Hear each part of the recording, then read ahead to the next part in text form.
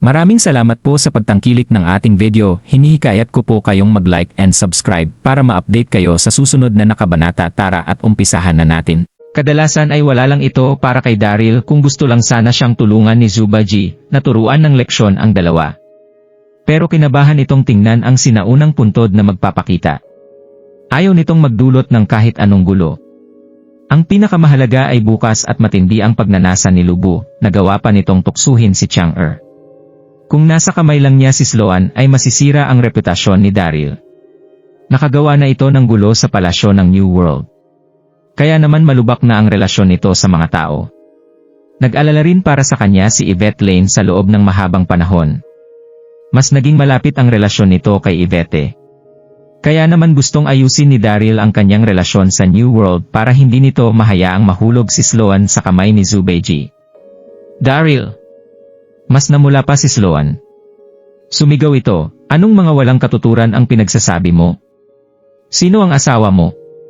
Mukhang hindi nagbago si Daryl. Hindi pa rin ito umaayos. Tahimik na nagbuntong hininga si Daryl nang lapitan nito si Sloan at Laura. Mahina itong nagsalita. Kayong dalawa, tinutulungan ko lamang kayo. Nakita niyo siya, hindi lamang malakas ang aking kapatid pero matindi rin ito kung magnasa. Kung papatayin niyo ako, hulaan niyo kung ano ang gagawin niya sa inyo. Tinutulungan ko lang kayong dalawa, dapat niyong sabihin na asawa ko kayo. Isa pa, ang pagiging asawa ko ang pinakamagandang biyaya na matatanggap niyo sa pag-cultivate nito sa inyong walong buhay. Ikaw hindi maitago ni Sloan ang kanyang galit, matindi itong tumitig kay Daryl. Gusto niya itong sagutin pero hindi makahanap ng mga salita ang babae. Tama si Daryl. Masyadong malakas ang taong nasa kanyang likuran.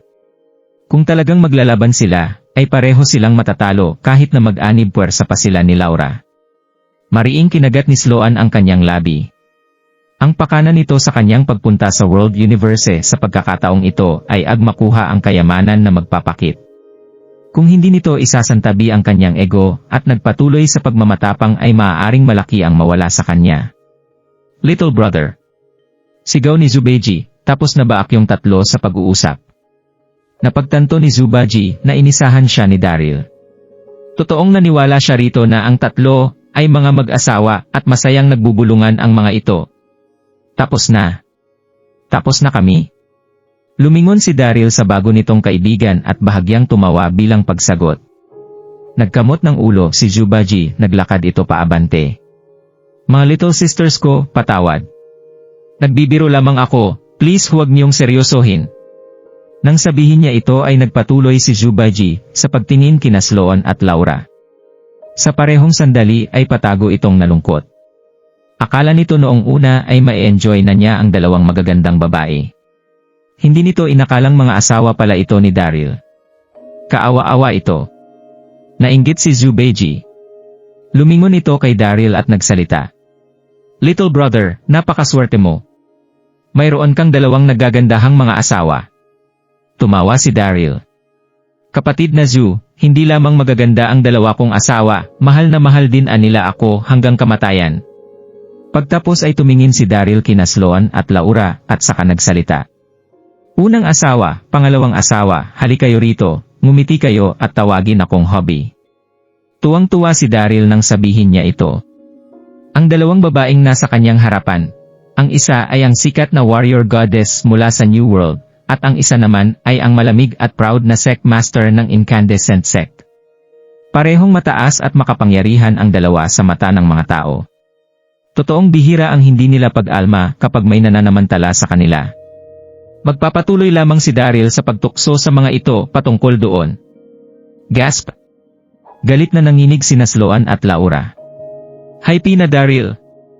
Ang kapal ng mukha niyang magpatuloy sa pananamantala sa amin. Nang sandaling iyon ay kinagat ni Sloan ang kanyang mga labi, at gusto nitong umalma, pero naroon si Zubaji, kaya wala itong ibang magawa kundi sundi si Daryl. Nang maisip niya ito at banayad na nagsalita si Sloan. Hubby, mas banayad at mas mahina pa ang boses nito kaysa sa lamok. Natawa ng grabe si Daryl sa kanyang isipan. Ngumiti ito at tumango. Napakabait na asawa. Mahal din kita. Pagtapos ay ngumiti si Daryl at tumingin kay Laura. Pangalawang asawa, ikaw naman. Humiga ng malalim si Laura, namula ang napakaganda nitong mukha. Mahina itong nagsalita. Hubby. Napakahina ng boses nito, walang makakarinig kapag hindi nila ito pakikinggang maigi. Ayaw niya itong tawaging hubby, pero wala siyang magagawa. Napakalakas ng kasama nito. Isa pa, natawag na siyang hubby ni Sloan, kaya bakit hindi niya magagawa ang nagawa na nito? Oh nako, mahiyain. Nagkamot ng tainga si Daryl nang asarin nito si Laura. Napakahina, hindi ko narinig. Pinilit ni Daryl na hindi matawa ng malakas. Laura, oh, Laura. Gusto mo akong patayin kani-kanina lang. Gagamitin ko ang pagkakataong ito para samantalahin ka. Ikaw. Galit nag-alit si Laura at halos maiyak na ito. Si Daryl ang pinakakinamumuhian niyang nilalang sa buong buhay niya, pero kailangan niya itong tawaging hubby. Ito ay isang kahihiyan. Mariing kinagat ni Laura ang kanyang labi at halos dumugo ito. Yumuko ang babae at bahagyang sumigaw. Hubby. Malakas na nanginig ang nayang puso pagkasabi niya noon. Mag-antay ka at makikita mo, Daryl.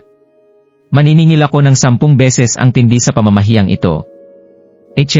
Napakabait na asawa. Nakangiting sabi ni Daryl. Pagtapos ay nilapitan nito si Laura para halikan sa pisngi. Mua! Nanginig sa galit si Laura dahil sa tunog ng paghalik nito. Patuloy ang pagtaas ng kanyang galit. Buzz! Biglang yumanig ang daigdig. Tumingin sila sa itaas at napagtantong galing sa Mount Hua ang pagyanig. FCK! Nagpakita na ba ang sinaunang libingan? Gusto pa sanang maglaro ni Daryl ng ilang sandal. Ngunit matapos ang mga pagyaning ay hindi na ito nakapag-isip pa. Agad nitong sinigawan si Zhu Baji at nagsalita. Kapatid na Zhu, bilisan mong lumapit, magpapakita na ang sinaunang libingan. Pagtapos ay mabilis na lumipad si Daryl papunta sa Mount Hua. Tara, bilisan natin. Sumigaw si Zhu Baiji nang lumipad ito. Agad na nagtinginan sina Sloan at Laura, mabilis na naghanda ang mga ito. Sa Mount Hua. Nakakapangilabot ang dilim ng panahon ng araw na yon. Narinig ang mga kulog sa pagitan ng mga itim na ulap sa kalangitan, tila ba nagkaroon ng apokalipse. Mayroong malaking blangkong espasyo sa ilalim ng bundok, kagubatan iyon. Ngunit dahil magpapakita ang sinaunang libingan ni Lubu at dahil na rin sa kababalaghan, ay nasira ang buong kagubatan ng mga bagyo at kidlat. Iyon ang dahilan ng pagkakaroon ng malaking espasyo roon. Nang sandaling iyon ay nagtipon ang maraming tao sa malaking espasyong iyon at nagkaroon ng mga pag-uusap. Nagpakita ang kakaibang pangyayari sa World Universe, kaya agad na nagtungo roon ang napakaraming sekta mula sa Nin Mainlands. Nasa ilang daang libong katao ang naroon, iyon ang pangyayaring dapat makita. Napakaraming pamilyar na mukha ang naroon, ang sect master ng Elixir sect na si Andy Curtis mula sa Great East, Quincy Long, Princess Long mula sa South Cloud World, Lindsay Jones, ang sect master ng Westrington's 5 Poison sect, at ang 5 naglalakihang sekta mula sa World Universe, pati na rin sina Dak Sanders mula sa Flower Mountain, Chester Wilson mula sa Eternal Life Palace, ang Dixon Quadruplets mula sa Elysium Gate, at marami pang iba. Bukod doon, sinama rin ni Zoran Carter si Susan Creek at Debra Gable. Dinala rin ni Zoran sina Susan at Debra dahil ang mga ito ang pinakamalakas na babae sa pamilya Carter. Hindi nito dinala sina Yvonne Aung at Monica Vaughan dahil magiging magulo lamang ang sitwasyon sa Mount Hua. Maraming sekta ang naroon, walang makapagsasabi na hindi ito akalain na pagtitipon ng martial arts sa historya ng Nine Mainlands. Ngunit may tensyon sa kapaligiran. Tila napuno ng pulbura ang tensyon sa hangin, maaari itong sumabog. Makikita ang 2 kampo ng mga taong nagharapan. Ang isa sa mga ito ay mula sa Westrington. Lalaki ang pinuno, matangkad at proud itong nakasuot ng mahaba at itim na robe. Mayroon itong masungit na aura, ito ay si Donoghue Dixon. Nakatayo sa likuran nito ang magandang babae na nakasuot ng mahaba at puting bestida na nagpakita sa hubog ng katawan nito. Napakaganda ng babe. Ang babaeng iyon ay ang asawa ni Donoghue, si Chantel Sean. Siya rin ang sikat na henyo mula sa Westrington. Mahusay ito sa musika, chess, calligraphy, at art, wala itong hindi alam.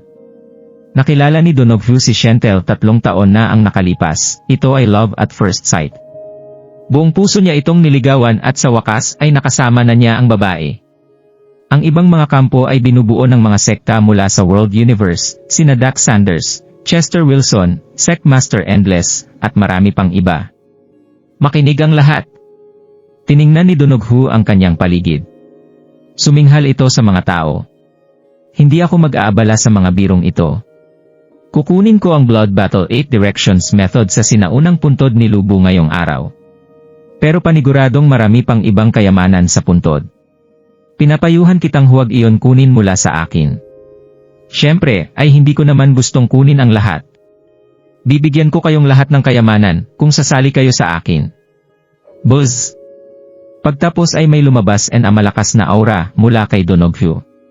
Sa mga taong iyon ay nakasandal lamang si Donoghu sa Skewa Breaking Axe para masakop ang iba't ibang lugar. Nagawa nitong makuha ang maraming napakahalagang mga kayamanan. Nang sandaling iyon ay handa na itong maging level 4 Martial Emperor. Gasp! Nagulat ang lahat nang maramdaman nila ang aura ng lalaki. Isang level 4 Martial Emperor, napakalakas niya. Isa pa, hindi lamang Prime Minister ng Westrington si Donoghu, isang tao lamang ang kailangan nitong sagutin, pero mayroon din itong Sky Breaking Axe. Nang sandaling iyon, maraming tao mula sa ibang mainlands ang nagulat, mabilis silang tumayo sa likuran ni Donoghu. Tumawa si Donoghu, natuwa ito. Tumingin ito kay Whitebrows and mula sa Mount Hua Sect. Master Whitebrows, teritoryo ito ng Mount Hua Sect. Sasamahan mo ba ako? Sinisiguro kong marami kang matatanggap. Mayabang nasabi ni Donoghu. Mababa ang tingin ni Donoghu sa mga ito, Mount Hua Sect lamang sila.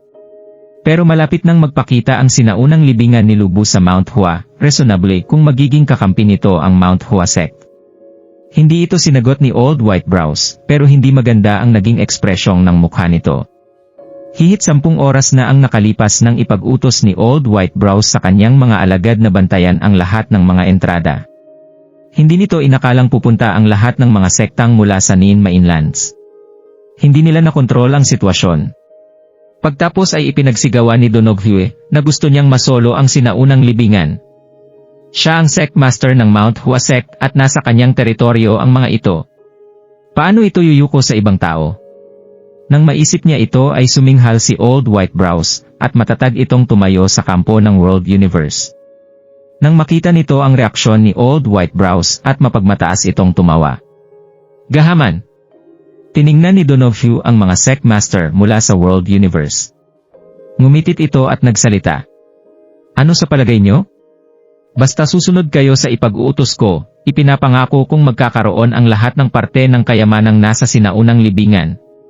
Donoghu, tigilan mo na ang walang katuturang paglalaro. Hindi na ito matiis ni Dax. Tumitig ito kay Donoghu at sumigaw. Sino ka para sabihing sundin ka namin? Managinip ka. Humakbang palapit si Chester at nakisali. Oo nga, kahit na gusto mo kaming maging kakampi ay dapat na pamunuan ng World Universe ang proseso. Ikaw ay mula sa Westrington pero gusto mong kunin ang mga kayamanan para sa sarili mo. Gasp! Nagsimulang magsigawan ang mga galit na tao mula sa World Universe. Nagpakita ang sinaunang puntod ni Lubu sa World Universe, bakit ikaw ang dapat na mamuno? Tama, ang mga kayamanang nasa sinaunang puntod ay dapat ipakalat ng mga sekta ng World Universe. Bakit kami makikinig sa iyo? Huwag mong isipin matatakot kami sa iyo dahil mayroon kang Skewa Breaking Axe. Kahit na hindi maganda ang relasyon ng mga tao mula sa World Universe sa isa't isa ay nagkakaisa ang mga ito laban sa iisang nilang kalaban. Nang sandaling iyon ay malakas ang paniniwala ng mga Sectmaster mula sa World Universe na hindi nila dapat hayaan ang mga tagalabas na makuha ang mga kayamanan dahil sa World Universe nagpakita ang sinaunang puntod ni Lubu. Magaling, magaling. Tumitig ng masama si Donoghu sa mga ito. Pagtapos ay tumango ang alaki at ang salita. At dahil mga gahaman kayo at kahol ng kahol na parang mga aso, sa tingin ko ay gusto niyong mamatay. Pupugutan ko kayo GN ulo ngayong araw. Pagtapos ay napunta kina Dax at Chester ang mga tingin ni Donoghu. Dax, Chester, sa tingin ko ay dapat rin nating tapusin ang nasimulang away. Hindi maitago ni Donoghu ang init ng kanyang ulo. Sa kasamaang palad ay wala roon si Daryl Darby. Kung hindi ay mapapatay nito ang grupo ng mga loko-loko mula sa World Universe. Kahit na hindi nito kayang patayin ang lahat ng taga-World Universe ay madali lamang para sa lalaki ang patayin sina Dax at Chester. Kung gusto mong makipaglaban ay makikipaglaro ako. Mabilis uminit ang maalab na karakter ni Dax. Sa parehong sandal ay hindi rin ito maitago ang galit sa kanyang puso. Sumigaw ito. Tatapusin natin lahat ngayong araw. Hindi ka makakaalis ng buhay. Buzz! Sumabong ang energy field ni Dax. Kinuha nito ang palakol at handa na itong umatake. Dax! Pero hinila ito ni Chester at kinabahang nagsalita. Huwag kang magpadalos-dalos, wala tayong laban sa kanya. Isa ng Secmaster si Dax, pero hindi nagbago ang init ng ulo nito kahit kaunti. Galit na galit si Dax. Anak ng titing! Nasa World Universe ang sinaunang puntod. Paano natin hahayaan sa ang isang tagalabas ang makakuha ng lahat ng biyaya? Pagtapos ay tiningnan ng may namumulang matang si Dax ang mga taong nakapaligid. Makinig kayong lahat, kailangan nating tumayo ngayong araw. Hindi natin pwedeng hayaan si Donoghui na makapasok sa sinaunang libingan, kahit na buhay pa natin ang kapalit. Tama. Tama si Master Dax. Sumang-ayon ang Secmaster ng Endless na si Master Leonard at ang iba pa. Pero lubos rin ang kaba sa mga puso nila. Kahit na magtulong-tulong pa ang mga sekta ng World Universe, ay hindi pa rin nila matatalo si Donoghui Dixon. Hindi lamang suporta ng Westrington Sect ang meron ito, pero pati na rin ng ibang sekta mula sa ibang mainlands. Ang pinakamahalaga ay na kay Donoghui ang Eskewa Breaking Axe. Isa itong grand weapon, sinong makakatalo rito? Dahil hindi kayo natitinag at gusto niyong mamatay ay pagbibigyan ko ang inyong mga kahilingan. Malupit na ngumiti si Donoghui. Inipon nito ang kanyang internal na enerhiya, at itinaas niya ang mga kamay. Lubhang nakakatakot ang atakeng ginawa nito, nag-iba ang hangin sa paligid. Donoghui Dixon, tingnan mo nga naman ang napakalakas mong sarili. Nang biglang narinig ang mga pang-aasar, bago biglang nagpakita sa kalangitan ang dalawang anyo. Ang mga ito ay sina Daryl Darby at Zhu Beiji. Daryl! Nandito na ang kapatid nating si Daryl. Nasabik ang mga alagad ng Elysium Gate, at napasigaw ang mga ito. Agad na tumaas ang mood sa kampo ng World Universe. Nang dutaming si Daryl ay tumaas ang kanilang lakas. Hindi na nila kailangan pang matakot kay Donoghui. Ano? Nandito rin si Daryl Darby. Napakunot ang noo ni Donoghui, nang tingnan nito si Daryl, pumangit ang ekspresyon ng mukha nito. Akala nito ay mapapatay na niya sina Dax at Chester, dahil wala roon si Daryl. Mukhang nawala ang kanyang pagkakataon. Napagtanto ni Donoghui na hindi mapapantayan ang kapangyarihan ni Daryl, baka kapantay pa ito ng kapangyarihan niya. Pero mas nagulat si Donoghui nang makita nito si Zhu Beiji nakatayaw sa tabi ni Daryl. Ramdam niya ang walang hanggang lalim ng dagat na kapangyarihan nito. Sino ang taong ito? Nakakatakot ang kanyang lakas. Habang naiisip niya iyon ay mas lalong tumaas ang naramdaman niyang takot. Lumapag sa sahig sina Daryl at Zhu Beiji. Daryl! Nang lumapag ito ay mabilis na lumapit si Debra at binati ito. Hindi nito maitago ang saya sa kanyang magandang mukha. Ang tagal mong nawala. Sa wakas ay bumalik ka na. Namiss kita. Malambing na sabi ni Debra nang hindi nito pansinin ang mga tao sa paligid.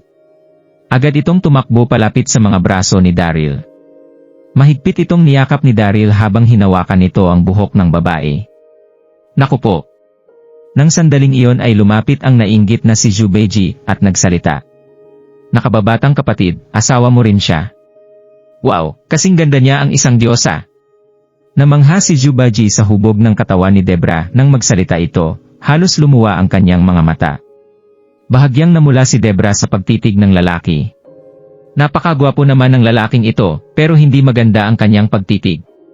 Kinausap ni Debra si Daryl, Daryl, ito ay... Oh.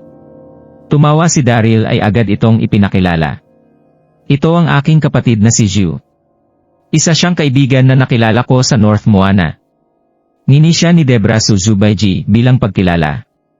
Ngumiti at tumango si Zhu Beiji. Magaling, napakagandang babae ng asawa ng aking little bro. Daryl. Nang sandaling iyon ay lumapit sina Dax at Chester para yakapin si Daryl ng mahigpit. Gasp! Nagulat sina Dax at Chester nang mapagtanto nila ang lakas ni Zhu Beiji. Napakalakas ng taong katabi ni Daryl. Natuwa si Dax. Lumingon ito para tingnan si Donoghu. Hindi ba't siga kakani-kanina lang? Dali, maglaban tayo. Naniga si Donoghu at hindi ito nakapagsalita. Baka may pag-asa pa itong manalo kung kakalabanin niya sina Daryl at ang mga kapatid nito. Pero kung dadagdag si Zhu Beiji ay hindi ito mananalo. Kaya naman nanatili itong tahimik. Sush! Sush! Nang naramdam nitong nasa peligro na siya ay mayroong nagpakitang mga anyo sa kalangitan. Lumingon ang lahat at nakita nila ang dalawang napakagandang babae. Ito ay sina Laura at Sloan. Gasp! Nasa dalawang babae ang tingin ng lahat ng mga mata. Sinong mag-aakalang mapaparito pala ang dalawang diyosa ng digmaan ng New World? Si Master Hanson rin. May sabi-sabing maraming mga babaeng tila diyosa ang ganda sa New World, mukhang totoo nga ito. Hindi pinansin ni Sloan at Laura ang nag-iinit na diskurso. Pareho silang diyosa, mataas sa pedestal. Napakaraming beses na silang nakarinig ng mga papuri at sanay na ang mga ito. Hubby. Bumulong kay Donoghu ang tahimik na si Shentelshon. Nandito ang Commander-in-Chief na si Sloan. Maaari kang umanib sa kanya. Si Shentelshon ang pinakatalentadong babae sa Westrington. Matalino ito at marunong itong bumasa ng sitwasyon. Agad na tumino si Donoghu nang magsalita ang babae. Tama. Maaari kaming mag-anib puwersa ni Sloan para baliktarin ang sitwasyon. Agad nitong tinawag si Sloan. Commander-in-Chief Sloan, nagtipon ang mga elites ng mundo ngayong araw. Magiging magulo ang sitwasyon kapag nagpakita na ang sinaunang libingan. Bakit hindi na lang tayo mag-anib puwersa para makontrol ang sitwasyon? Ano sa tingin mo? Nang ipadala ng royal family ng New World si Yvonne Young sa Westrington para ipakasal kay Donoghu, ay nagkaroon sila ng kasunduan na hindi atakihin ang isa't isa sa loob ng 100 taon at magtutulungan sila. Pinanatili ng Westrington at New World ang maganda nilang samahan sa mga nakalipas na taon. At dahil Prime Minister ng Westrington si Donoghu, at Warrior Goddess naman ng New World si Sloan, ay naniniwala si Donoghu na papaya itong mag-anib sila ng puwersa. Gasp! Agad na napatinig ang lahat kay Sloan. Mag-anib puwersa. Napasimangot si Sloan. Sasagutin asana ito nang lapitan siya ni Zhu Beiji. Hoy hoy! Tumitig si Zhu Beiji kay Donoghu at saka ito sumigaw. Anong mali sayo? Siya ang unang asawa ng aking kapatid. Bakit siya makikianib puwersa sayo? Pagtapos ay ninisya nito si Sloan at nagsalita. Tama ba ako, hipag? Nasa isip pa rin ni Zhu Beiji na si Sloan ang unang asawa ni Daryl. Kaya naman hindi nito nagustuhan ang imbitasyon dito ni Donoghu na sila ay mag-anib puwersa. Gasp! Nagkagulo ang lahat habang nakatingin kay Sloan at hindi makapaniwala sa narinig. Anong nangyayari? Siya ang warrior goddess ng New World, kailan ito naging unang asawa ni Daryl? Matinding na mula ang mukha ni Sloan at patago itong nanginig. Awkward ang naramdaman nito. Hindi nito inakalang sasabihin sa publiko ni Zhu Beiji ang mga salitang iyon. Hindi mapigilan ni Dax ang pagtawa ng malakas. Tinapik nito ang balikat ni Daryl. Hayop, Daryl! Nakakamangha ka. Naging asawa mo rin pala ang warrior goddess ng New World. Well, mapait nang umiti si Daryl. Lumingon ito at nakita ang galit at nakatitig na si Debra. Uminit ang ulo ni Debra. Paano nagawa ni Daryl ang manlandi ng iba? Una ang secmaster ng EMI na si Aurora Hansen ay nagkaroon ng anak kay Daryl, pagtapos ay nakasama rin pala nito si Sloan. Lubha siyang nainis sa kanyang naisip. Nang mapansin nitong galit si Debra, ay agad niya itong nilapitan. Mapait itong ngumiti at nagpaliwanag. Debra, hindi iyon totoo. Hindi ko asawa si Debra. Walang kabuluhan ang sinabi ng kapatid na si Zhu. Dahan-dahang nilapitan si Daryl ng asawa ni Donoghu na si Shentel. Kumunot ang noo nito at nagsalita. Ikaw si Daryl, hindi ba? Bakit hindi ka marunong mahiya? Paano mo magiging asawa ang warrior goddess? Kakatapos lamang magsalita ni Shentel nang lapitan ito ng nakangiting si Zhu Beiji. Tiningnan niya ito mula ulo hanggang paa. Pretty lady, napakaganda mo naman. Hindi ako makapaniwalang napakaraming nagagandahang babae ang nandito. Isa itong piyesta sa aking mga mata. Pagtapos ay ngumiti si Zhu Beiji at tumingin kay Shentel. Hey, gorgeous! Hindi na importante kung nakasama ng kapatid kong si Daryl si Sloan. Ilang taon ka na? Kasal ka na ba? Kung hindi pa, gusto mo bang sumama sa akin sa paglilibot sa mundo? Gasp! Namula si Shentel. Pagtapos ay suminghal ito at saka nagsalita. Walang hiya! Gasp! Nagulat ang lahat ng naroon, pagtapos ay biglang nagkagulo. Napakatapang ng taong ito. Sino siya para landiin ang asawa ni Donoghu? Matapang siya kasi makapangyarihan siya. Napakapangit ng naging ekspresyon ni Donoghu. Mariin itong kinuyom ang mga kamao at sinigawan si Zhu Beiji. Hayop ka, gusto mo palang mamatay ha? Siya ang Prime Minister ng Westrington, respetadong babae ang kanyang asawa. Sino siya para sabihin yon sa babae? Nagawang tuksuhin ng Zhu na ito ang kanyang asawa sa harap ng publiko, labis na napahiya si Donoghu. Gusto mo bang makipag-away? Alam nitong galit na si Donoghu, pero tumawa lamang si Zhu Beiji at naglakad palayo sa babae. Gusto mong makipag-away? Sige, lalabanan kita. Buzz! Lumabas ang nakakatakot na aura mula kay Zhu Beiji, napalibutan nito ang lahat ng tao sa paligid. Nag-iba ang kalangitan. Nakakatakot na kapangyarihan. Nagulat ang lahat nang makita nila ang kapangyarihan ni Zhu Beiji. Namula ang mukha ni Donoghu. Matindi ang naramdaman nitong galit pero hindi ito nagtangkang magsalita. Napakalakas ni Zhu Beiji. Matatalo pa rin ito kahit na mayroong siyang SKY breaking axe. Nang sandaling iyon ay natahimik ang lahat sa ilalim ng Mount Hua. Zhu Beiji. Daryl Darby. Ang kapal ng mukha niyong umalis sa North Palace. Napakatapang ninyo. Narinig ang pagsigaw galing sa kalangitan. Naguluhan pa rin ang lahat ng sundan nila ang ingay. Lumipad ang isang magandang anyo sa hindi kalayuan. Napakaganda nito, nakasuot ito ng hapit na asul na bestida, kaya naman kita ang hubog ng katawan ng babae. Kakaiba ang ganda nito na tila ba isang diwata. Ito ang water god, si Gonggong. Gasp! Napakaganda! Isa ba siyang diwata?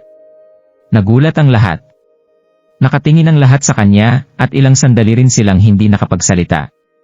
Alam nilang hindi lamang maganda ang babae, pero magkasing lakas rin sila ni Zhu Beiji.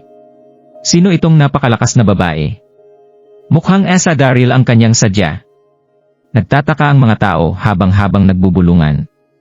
Napatitig ang maraming kalalakihan kay Gonggong.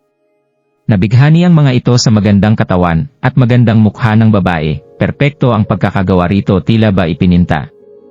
Walang salita ang makakapaglarawan dito. Hayop! Bakit nandito na naman ang babaeng ito? Natulala ito ang makita niya si Gonggong.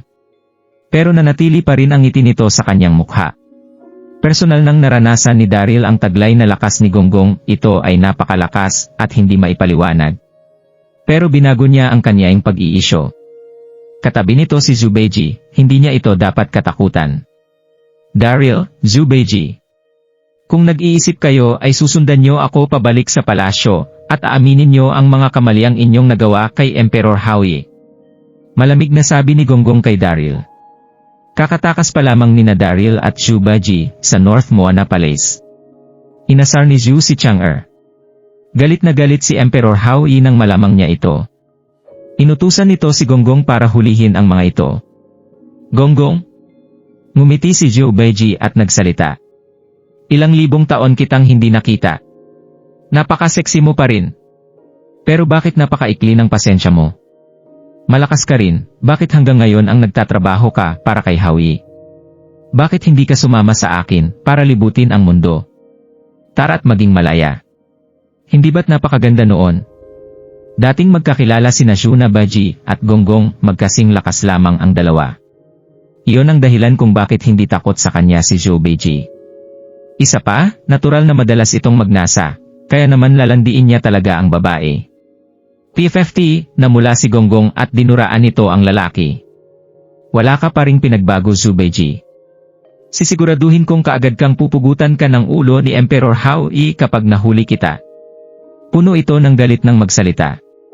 Pero napakaganda pa rin ito sa mga mata ni Zubeji. Gonggong, kahit na nakulong ako ng ilang taon ay hindi ko sinuko ang aking cultivation. Tiningnan ni Zhu ang babae. Kahit na maglaban pa tayo, tingin ko ay hindi ka mananalo laban sa akin. Tigilan mo ang pagsasalita ng walang katuturan. Pag-alma ni Gonggong, hindi nito maitago ang galit na naramdaman. Maghintay ka lang at makikita mo, tingnan natin kung alin sa mabahong bunganga mo o sa kasanayan ko ang mas magaling. Hindi nito inatake ang lalaki matapos niya iyong sabihin. Medyo hindi pa ito sigurado. Alam nito kung gaano kalakas si Zubeji, ang lalaki ay isang level 3 Heaven Ascension. Ang mga kategorya ng level ng cultivation ay ang Master, Master General, Martial Marquis, Martial Saint, Martial Emperor, at sa wakas, ang Heaven Ascension. Mahahati sa 5 level ang Heaven Ascension. Level 3 Heaven Ascension si Zubeji, at Level 2 Heaven Ascension lamang si Gonggong. Kaya alam ng babae na magiging mahirap makalaban si Zubeji. Kaya naman hindi ito nagpadalos-dalos sa sitwasyong yon. Gasp! Nagkagulo ang lahat, magkahalong emosyon ang naramdaman ng lahat ng tingnan ng mga ito si Gonggong. Narito ba ang babae para hulihin si Daryl? Hindi na makontrol ang sitwasyon. Hello, Binibini! Pagtapos ay natauhan si Donogview. Titig na titig ito kay Gonggong at saka ito nagsalita. Dahil nandito ka para labanan si Daryl, bakit hindi tayo mag-anib puwersa? Sabik na sabik si Donogview. Napakalaking tulong para rito ang isang makapangyarihang babae. Sa parehong sandal ay nasabik rin si Shentel. Kung papaya ang babae na makianib puwersa sa kanyang asawa, ay hindi lamang nila matatalo ang kampo ni Daryl, makukuha rin ng kanyang asawa ang mga kayamanan sa sinaunang libingan. Pero walang nag-akalang hindi man lang titingnan ni Gonggong si Donogview. Malamig itong nagsalita. Umalis ka. Hindi mahinang cultivator si Donogview, halos nasa tuktol na ito. Pero para kay Gonggong ay isa mahinang baguhan lamang si Donogview. Ikaw. Naramdaman ni Donogview na tila ba pinukpok siya ng higanteng martilyo. Nakaramdam si Donogview ng galit nang marinig niya ang mga sinabi ni Gonggong, pero hindi ito nagsalita. Isa pa, napakalakas nito, kaya hindi niya ito maaaring pagsalitaan. Malamig na umalma si Daryl nang umikot ang mga mata nito kay Daryl. Hindi ka makakatakas sa pagkakataong ito. Itinaas ni Gonggong ang kanyang mga kamay at umatek ito kay Daryl. Napagdesisyonan ng babae na unahin ang paghuli kay Daryl, sa kanito isusunod si Zubeji. Kung sa bagay, hindi naman kasing lakas ni Daryl si Zubeji. Nagulat si Daryl, agad itong nagtago at nataranta. Bang! Sumabong sa kalangitan ang kulog na tunog. Hayop, napatalon si Daryl sa ingay. Natakot din ang mga manonood. Pagtapos ay agad na napatingin sa langit ang lahat. Muling nita ang kulay dugong mga ulap sa itaas ng Mount Hua, tila nagtipon ang mga ito. Parang nagkaroon ng apokalipse sa buong mundo. Halos nawala ang sinag ng araw. Maaga bang magpapakita ang sinaunang libingan? Lumalabas na ang sinaunang libingan. Marami sa manonood ang biglang natauhan. Nagsigawan ang mga ito dahil sa pagkasabik. Napahinto si Gonggong at napakunot rin ito. Tumingin ito sa ulap. Hindi ito na sorpresa, ito ang sinaunang libingan na lubo. Tila nawasak ang daigdig. Hindi rin maipaliwanag ang pagkasabik ni Daryl. Ramdam nito ang lakas mula sa kulay dugong mga ulap na nasa kanyang ibabaw. Mukhang kukulo ang kanyang dugo. Magpapakita na ba ang puntod ni lubo? Napakalakas ng kapangyarihan. Maghanda kayong lahat. Kukunin natin ang unang oportunidad kapag nagpakita na ang sinaunang libingan. Nang sandaling iyon ay hindi na nakipagtalo kay Daryl si Donogview. Isa lamang ang nasa isip nito, iyon ay ang makuha ang kakaibang pamamaraan ng cultivation ni Lubu, ang Blood Battle 8 Direction Method. Hindi maipaliwanag ang pagkasabik ng lahat habang nakatingin ang mga ito sa kulay dugong mga ulap. Napunta sa mainit na paghaharap ang dalawang kampo. At nang malapit nang magpakita ang libingan ay wala nang naisip pa ang mga ito. Matalim na nakatingin ang lahat sa Mount Hua. Makasarili ang mga ito, gusto nilang sila ang mauna para makuha ang mga kayamanan. Bang! Sumabong ang isang kulog sa mga kulay doong ulap, sinundan ito ng kidlat. Nanginig ang lahat sa tuwing ito ay sasabog. Buzz! Ramdam ng lahat ang espiritual na enerhiya ng langit at lupa. Napapikit ang mga ito sa napakalakas na espiritual na enerhiyang umagos. Nang muli nilang buksan ang kanilang mga mata, ay nakita nila ang itim na buhawi sa kanilang harapan. Nasa 100 metro ang lawak nito, mukha itong napakalaking black hole. Gasp! Naguluhan ang lahat nang makita nila ang malaking buhawi. Napasinghal ang mga ito. Ito ang black hole, ang entrada ng sinaunang libingan. Entrada. Ito ang daan papasok sa sinaunang libingan. Bilis! Pumasok kayo! Napasinghal ang karamahian sa mga ito nang may biglang sumigaw. Pagtapos ay nagkagulo ang lahat at dali-daling pumasok ang mga ito sa buhawi. Hayop, nakita nitong dali-daling lumapit ang mga tao sa buhayi, nagkulay asul ang mukha ni Donoghu. Malakas itong sumigaw. Huwag kayong mataranta. Sundin niyo ang aking mga utos. Ngunit, walang nakinig sa sinabi ni Donoghu at mabilis na pumunta ang lahat sa sinaunang libingan. Pati ang mga alagad niya ay hindi nakinig. Ang lahat ay gustong makuha ang Blood Battle 8 Direction Scripture. Alam ng lahat na napakalakas ng scripture na ito, makikilala at magiging makapangyarihan ang sinumang makakakuha nito. Ito ang dahilan ng labis na pag-aalala ni Donoghu. Hinablot nito ang kamay ni Shentel at nagmadaling pumunta sa sinaunang libingan. Paro nagbuntong hininga si Daryl ng sandaling iyon. Tiningnan ito ang iba't ibang mga sekta mula sa World Universe bago sumigaw. Magdoble ingat kayong lahat pagpasok niyo. Si Lubu ang pinakamagaling na God Warrior sa buong mundo, at puno ng kayamanan ang puntod nito. Pero puno rin ito ng panganib. Noong unang panahon ay labis ang pag-aalala ng lahat na baka nakawin ang kanilang puntod kapag sila'y namayapa, kaya naglalagay sila ng mga patibong para mapigilan ang mga magnanakaw. Pero puno ng kasakiman ang mga pinakamalalaking sekta ng World Universe, gusto nilang mabilis na makuha ang mga kayamanan. Wala sa kanila ang nakinig sa paalala ni Daryl. Bilis, huwag mo hayaang makuha ng iba ang mga kayamanan. Charge! Bilis, pumasok ka na. Matapos ang mga sigawan ay agad na pumasok sa buhawi ang mga sekta ng World Universe. Walang masabi si Daryl. Bakit ka pa nag-abalang paalalahanan ang mga yon? Mga sakim na tao sila. Bilisan na natin hanapin ang mga kayamanan. Sigaw ni Dax. Tama. Tara na. Sabi naman ni Chester. Nagmadali ring pumasok sina Dax at Chester. Say!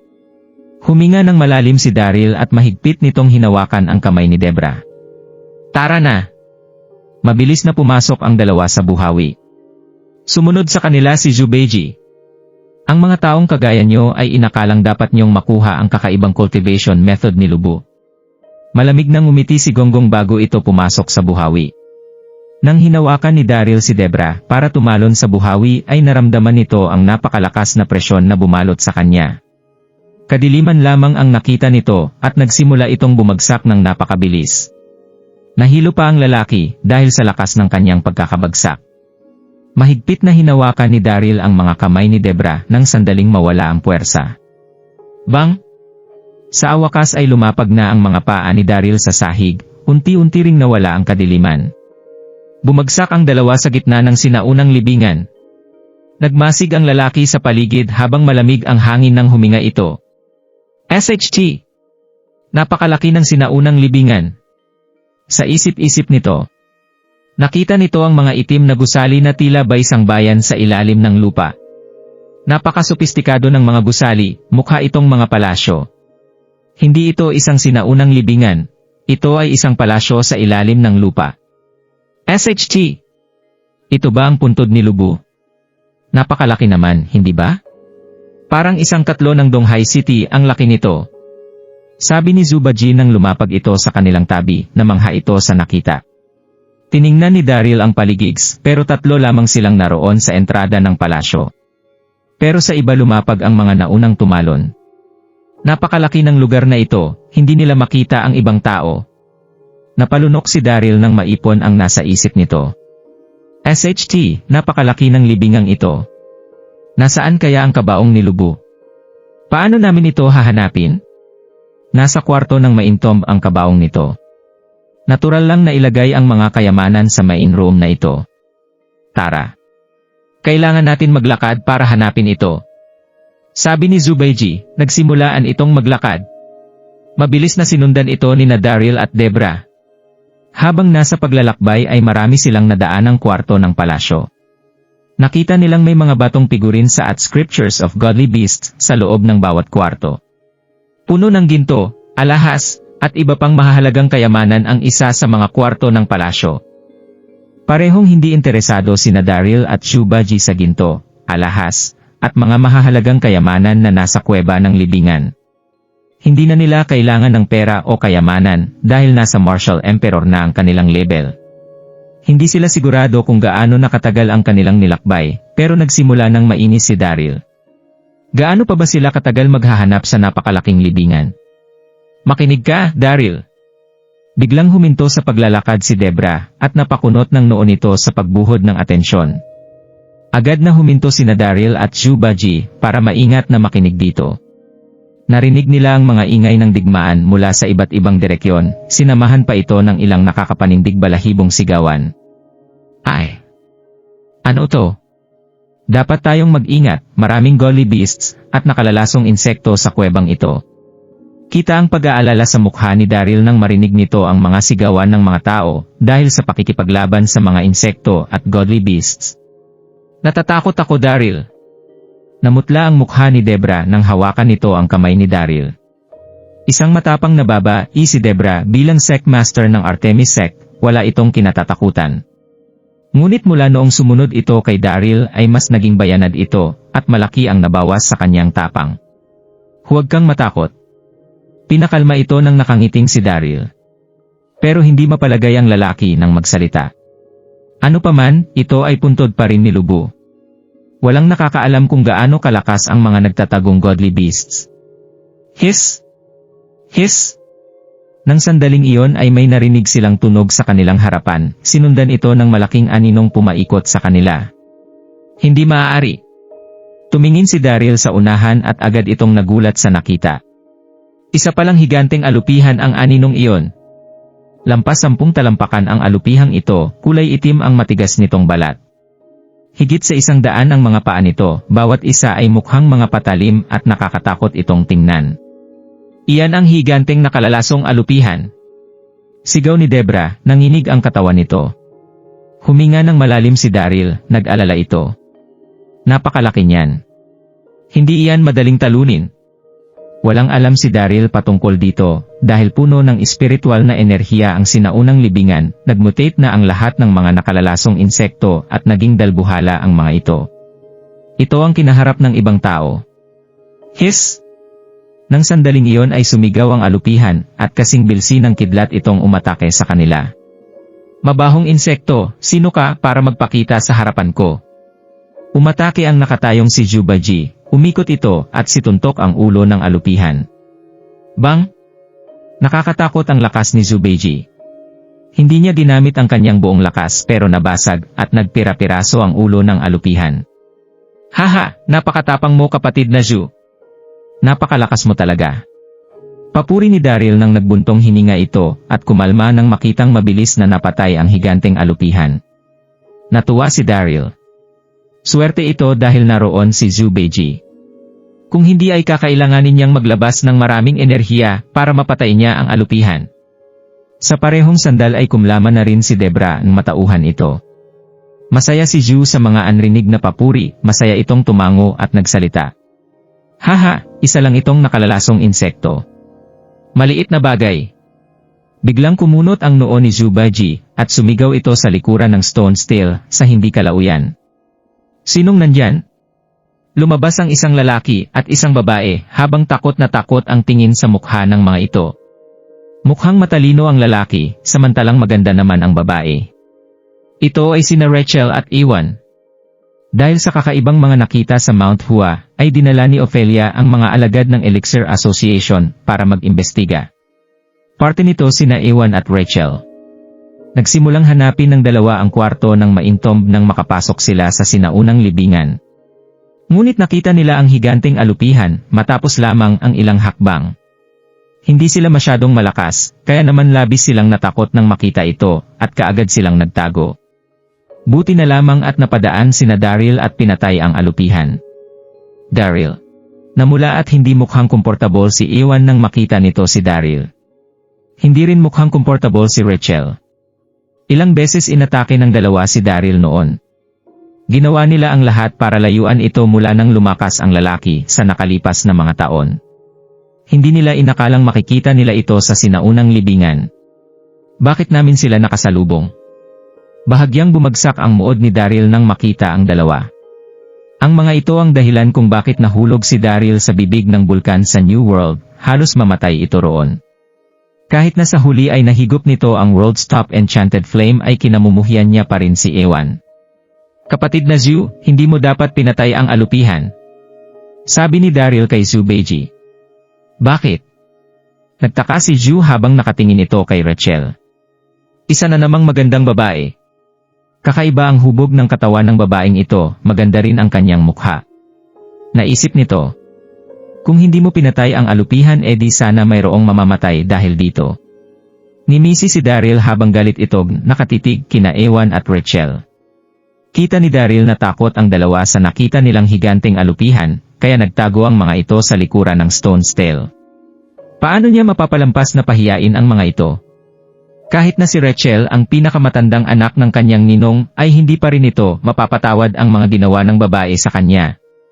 Natawa si Ewan at gumanti ito. Huwag kang magmayabang Daryl. Kaya naming patayin ang higanteng alupihan kahit na hindi ka dumating. Nag-isip si Rachel at saka nagsalita habang mayabang ang hitsura nito. Tama. Huwag mong iisiping mas mataas ka at kaya mong maliitin ang ibang tao. Hindi namin kailangan ng tulong mo. Gumulo ang pakiramdam ni Rachel nang makita nito si Daryl. Pero nang maliitin sila ng lalaki, hindi na ito nakatiis pa. Haha! Talaga? Kapag may akasalubong ulit kayong nakalalasong insekto, ay kaya nyo na yon patayin ha. Hinding-hindi kami mangingialam. Nakangiting sabi ni Daryl. Hindi an ito kinausap pa ang dalawa. Ikaw, hindi makalaban si Rachel, kahit nagalit ito. Sige, huwag ka nang makipagtalo sa kanila Daryl, bahagyang hinila ni Debra si Daryl bago niya ito kausapin. Kinakapatid mo pa rin si Rachel, kahit na ano pang mangyari. Huwag kang maging kasing isip bata niya. Hindi rin maganda ang tingin dito ni Debra. Si Rachel ang dahilan ng pagkakakulong ni Daryl sa ilalim ng bulkan. Pero sa mga nakalipas na taon ay tumira ito kasama ng pamilya Carter, at mas nakilala pa nito si Rachel. Sa katunayan ay gusto lamang gawing mahirap ni Rachel ang mga bagay-bagay. Bilang kasintahan ni Daryl ay ayaw nitong maipit sa gitna ang kanyang ninong. Hiniling ni Debra na magkaayos na sina Daryl at Rachel. Kahit ano pa ay magkakapatid silang dalawa, hindi sila dapat magkaaway nang magkita sila. Sige na nga. Tumango si Daryl sa sinabi ni Debra. SHT! Kinakapatid mo ang magandang babaeng ito. Lumapit ang gulat na si Zhu kay Daryl matapos nitong tingnan si Rachel. Nasorpresa si Zhu nang tumango si Daryl, nainis ito. Bakit may kinalaman kay Daryl ang lahat ng magagandang babaeng nakakasalubong ko? Ang kanyang asawa, kapatid. Wala man lang akong tsansang makaporma. Nakakairita. Sa tingin ni Daryl ay nakakatawa ang naging reaksyon ni Zhu. Napaka-bulgar ni Zhu. Nagkakaroon ito ng maduming pag-iisip sa tuwing nakakakilala ng magandang babae. Kinausap niya ito. Kapatid na Zhu, paniguradong narito rin si Gonggong. Tutulungan kitang pabagsakin siya para ma-enjoy mo ang pagkabanayad niya. Si Gonggong lamang ang bukod tanging kinatatakutan ni Daryl sa lugar na yon. Kailangan itong mag-isip ng paraan para mapatumba ang babaeng yon kung sakaling makasalubong nila ito. Hindi lamang niya maaalis ang kanyang pangamba, magagawan din nito ng pabor si Zhu. Papatayin nito ang dalawang ibon gamit ang isang bato. Natuwa si Zhu sa narinig, tumango ito. Magaling. Saktong-sakto sa kagustuhan ko ang iyong sinabi. Haha! Namula ang nakatayo sa gilid na si Debra, pinadiyak nito ang mga paa, at tinitigan ng masama si Daryl. Daryl, ano ba? Napakadumi ng pag-iisip mo. Ayos lamang na pabagsakin ni Daryl at Zhu si Gonggong, pero ang magsalita ng mga nakakadiri. Mga walang hiya sila. Sa isip-isip ni Debra. Namula rin si Rachel. Kinagat nito ang kanyang labi, at mahinahong nagsalita habang nakatitig sa mga ito. Mga walang hiya. Nandidiring tiningnan ni Rachel si Daryl. Siya daw ang Elysium Gate Secmaster, pero napakarumi ng pag-iisip niya. Nakakadiri. Hindi napansin ni Daryl ang pagtitig ni Rachel, dahil abala ito sa pagmamasid sa kwarto. Natigil ang tingin nito sa stone stele sa di kalayuan. Guys, may ilang nakasulat sa bato. Lumapit rito si Daryl habang nagsasalita, mabilis itong sinundan ni Zubeiji at Debra. Nagkatinignan sina Ewan at Rachel, at hindi rin nakatiis ang mga itong lumapit. Nang nasa harap na sila ng stone stele, ay nakita nila ang 8 salitang nakasulat dito gamit ang dugo. Anong nakalagay? Bulong ni Rachel, hindi nito mabasa ang sinaunang seal script. Umiling rin si Ewan. Mukhang sinaunang salita ang nakasulat. Napakaluma ng paraan ng pagsulat nito, kaunting tao lamang ang marunong bumasa nito. Haha, gaano kahirap basahin ito? Hindi mapigilang mapabulong sa sarili si Daryl nang marinig nito ang kanilang pag-uusap. Nairita si Ewan sa mapang-asar na tawa ni Daryl. Anong tinatawa-tawa mo, Daryl? Umaarte ka na parang kaya mong basahin yan. Hindi nagtangkang matapang na magsalita si Ewan kay Daryl dahil ito ay nasa pinakatuktok bilang isa sa mga pinuno sa World Universe. Pero hindi yan anito matiis ang pangmamaliit ng lalaki sa kanya sa harap ng kanyang kasintahan. Say! Bahagyang huminga si Daryl nang hindi tumitingin kay Ewan. Tinuro nito ang 8 salitang nakaukit sa stone stele at malakas itong binasa. Grand Spiritual Treasure Palace. All trespassers shall die.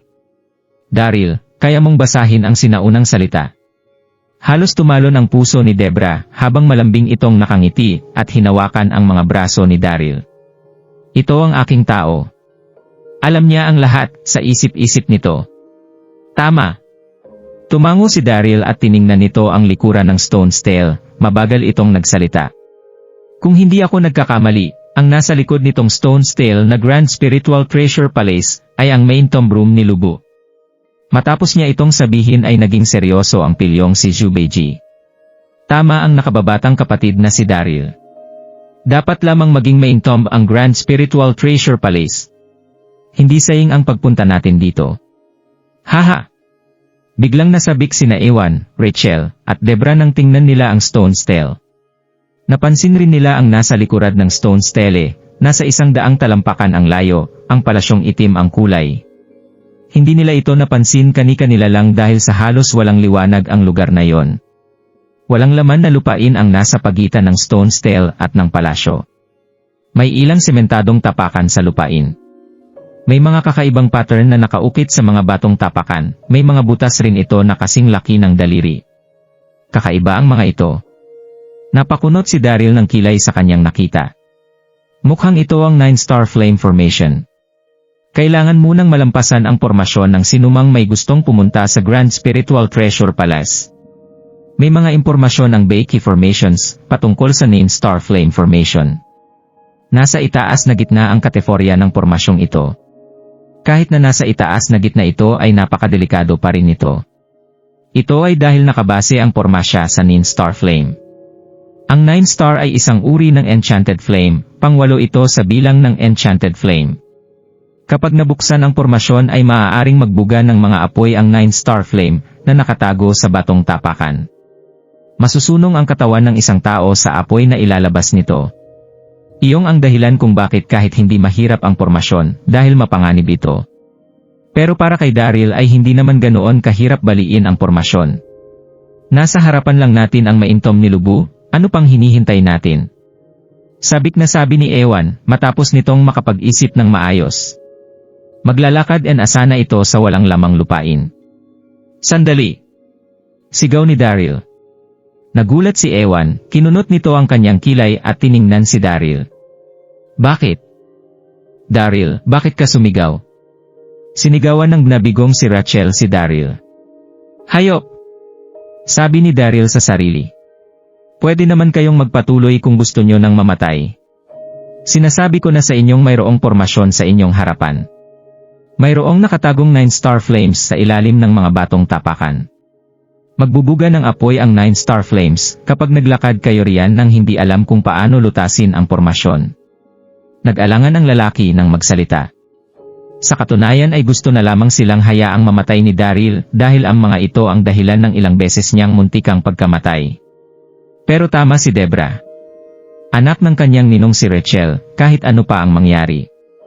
Isa pa, matagal na panahon na ang mga insidenteng lumipas, hindi niya maaaring panoorin lamang na mamatay ang mga ito. 9-star flames. Nanigas sa kinatatayuan sina Ewan at Rachel, agad na anmutla ang kanilang mukha. Kahit na hindi pa nila nakita ang 9-star flames ay narinig na nila ito noon. Alam din nilang pangwalo sa listahan ng Enchanted Flame ang 9-star flames. Espesyal na asul ang kulay ng apoy nito. Matututong sa pagkasunog ang sino mang hahawak rito. Nang sumunod na segundo ay umiral si Rachel, at malamig na ngumiti nang magsalita ito. Daryl, nag-alala ka lang na matunton namin ang kwarto ng kanyang puntod at maunahan kang makuha ang kayamanan. Ginawa-gawa mo lamang ang istorya para takutin kami. Nag-alala ako na baka makuha niyo ang lahat ng kayamanan. Agad nang ngumiti si Daryl at nag-asar. Nakakatawa naman kayo. Sa tingin niyo ba ay may kakayahan kayong kunin ang kayamanan sa harapan ko? Masyadong mataas ang tingin niyo sa inyong mga sarili. Ikaw, namula ang mukha ni Rachel at hindi ito nakapagsalita.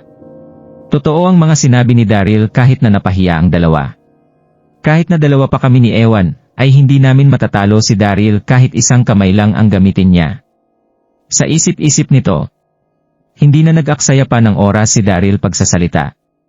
Lumingon ito at kinausap sina Debra at Jubeji. Sundan niyo ako. Manood kayo at huwag kayong lalayo, sundan niyo ang lahat ng yapak ko, at huwag kayong magkakamali. Pinamunuan ito ni Daryl at nagsimula na itong tumapak sa mga batong apakan na nasa kanyang harapan. Tumango sina Ju at Debra bilang pagsagot at maigi nilang sinundan si Daryl. Nagtinginan sina Ewan at Debra at nagdesisyong sundan ang mga ito. Totoong puntod ni Lubu ang palasyong nasa kanilang harapan. Hindi nila maaaring mapalampas ang oportunidad kung mayroong napakaraming kayamanan sa loob ng kwarto ng puntod nito. Napakunot ng noo si Daryl nang makita nito sina Ewan at Rachel na sumunod. Lumingon ito at malaming na nakangiti nang magsalita. Bakit niyo kami sinusundan? Daryl. Pulang-pula ang mukha ni Ewan. Ito ang puntod ni Lubu, hindi niyo ito bahay. Bakit kayo lang ang pwedeng pumunta sa loob? Bakit hindi kami pwede? Napabuntong hininga si Daryl at malamig na kinausap si Ewan. Okay sige, pwede rin kayong pumasok. Pero magkakaroon tayo ng kasunduan. Kapag nakapasok na tayo sa loob, pwede niyo kunin ang mga kayamanan, ginto, brilyante, low-level elixir pills. Pero hayaan niyo ang mga kayamanan na nasa loob ng kabaong pati na rin ang Blood Battle 8 Direction Scripture. Naiintindihan niyo ba? Desperado si Daryl na makuha ang mga kayamanan sa tuwing nakikita nito ang nasa kanyang harapan na maintom ni Lubu. Hindi na ito nag-aksaya ng oras para angkipagtalo kina Ewan at Rachel. Sige. Tumango si Ewan habang patago itong napakagat ng labi. Nakaramdam ito ng galit at pagkapahiya. Pakiramdam ni Rachel ay hindi patas ang kasunduan, pero hindi na ito umimik. Hindi na nagsalita pa si Daryl nang makita ang pagsang-ayon ng dalawa. Nagpatuloy ito sa paglalakas papunta sa pormasyon. 2 hakbang paabante, 3 hakbang pakaliwa, bumulong si Daryl sa sarili, habang pinamunuan nito ang grupo. Hindi nagtagal, sa ilalim ng pamumuno ni Daryl ay nalampasan nila ang 9-star formation, at nakarating sa pintuan ng Grand Spiritual Treasure Palace. Gawa sa tanso ang pinto ng palasyo, higit 10 talampakan ang taas nito, nasa 7 hanggang 8 talampakan naman ang lawak nito. Crack! Narinig nila ang tunog ng pinto, nang buksan ito ni Daryl, nahulog ang mga alikabok. Pumasok sila sa loob Gian Palasyo nang buksan nito ang pintuan. Wow! Naisip ni Daryl. Kinilabutan ito sa kanyang nakita. Hindi nito mapigilang huminga ng malalim at sobra itong nagulat. Gulat rin ang nakatayong sina Ju at Debra. Grande ito. Kumikinang ang gintong pader ng palasayo, gawa naman sa kristal ang ilang haligi nito. Sa simboryo ng palasyo ay mayroong litrato ng araw, buwan, at mga butin na gawa sa gemstones. Napakaganda ng pagkinang ng mga ito, mahihilo ka. Mayroong malaking altar ng jade sa gitna ng palasyo na mayroong ilang daang talampakan ang haba at ilang dosenang talampakan na lawak. Napapalibutan ng ginto, silver, at mga hiyas ang jade altar. Napakakintab ng mga hiyas tila ba kaya nitong magbigay ng liwanag sa buong palasyo. Napakarami ng mga alahas. Paniguradong ilang daang bilyong dolyar ang halaga ng mga kayamanan. Kinagat ni Daryl ang kanyang dila nang maisip ito. Pero hindi na mahalaga para kay Daryl ang pera at ginto. Mabilis itong nag-isip at tiningnan ang altar ng jade. Napansin nito ang 4 great godly beasts na nakabanta sa tuktok ng jade altar, ang azure dragon, white tiger, vermilion bird, at ang black tortoise. Nakaukit ang mga ito sa ginto at tila ba buhay ang mga ito. Mayroong malaking kristal na kabaong sa gitna ng mga ito. Nasa 1 dosena ang haba ng 2 kristal na kabaong, may mga nakaukit ditong kakaibang mga ulap at mga hayop. Gulat na gulat sina Debra, Ewan, Rachel, pati na rin si Zubaji sa nasa kanilang harapan. Hindi nila mapigilang mapalunok. Ito ang kwarto ng maintom ni Lubu. Agad silang nasabik nang makita ang 2 kristal na kabaong. Kita ang malaking katawan na nakahiga sa loob ng kristal na kabaong naan sa kaliwa. Abot sa balikat ang mahabang buhok ng lalaki, nakasuot ito ng itim at gintong armor, nakapikit ang kanyang mga mata. Ang malaking anyo na nasa loob, ay wala iba kundi ang pinakasikat at hindi natatalong mandirigma sa buong mundo, si Lubu. Puno ng espiritual na enerhiya ang sinaunang kabaong, espesyal na materyales ang ginamit sa paggawa ng kristal na kabaong na ito. Dahil dito ay hindi nabulok ang katawan ni Lubu. Perpektong nakapreserba ang katawan nito tila ang tutulog lamang. Ramdam pa rin ni Daryl ang malakas na aura na nakapalibot sa katawan nito kahit na matagal na itong patay. Tumingin si Daryl sa kabilang kristal na kabaong matapo nitong makita ang katawan ni Lubu. Walang nagawa si Daryl kundi ang huminga ng malamin, hindi ito kumurap. Napakagandang babae ang nakahiga sa kabaong na nasa bandang kanan. Parang si Lubu ay tila ang tutulog lamang ang babae, habang tahimik ito, at hindi gumagalaw. Kita ni Daryl na nasa 20s lang ang edad ng babae. Napakaganda at maamo ang mukha nito, nakabihis ito ng mahabang pulang silk dress, at perpekto ang hubog ng katawan nito. Ang ganda!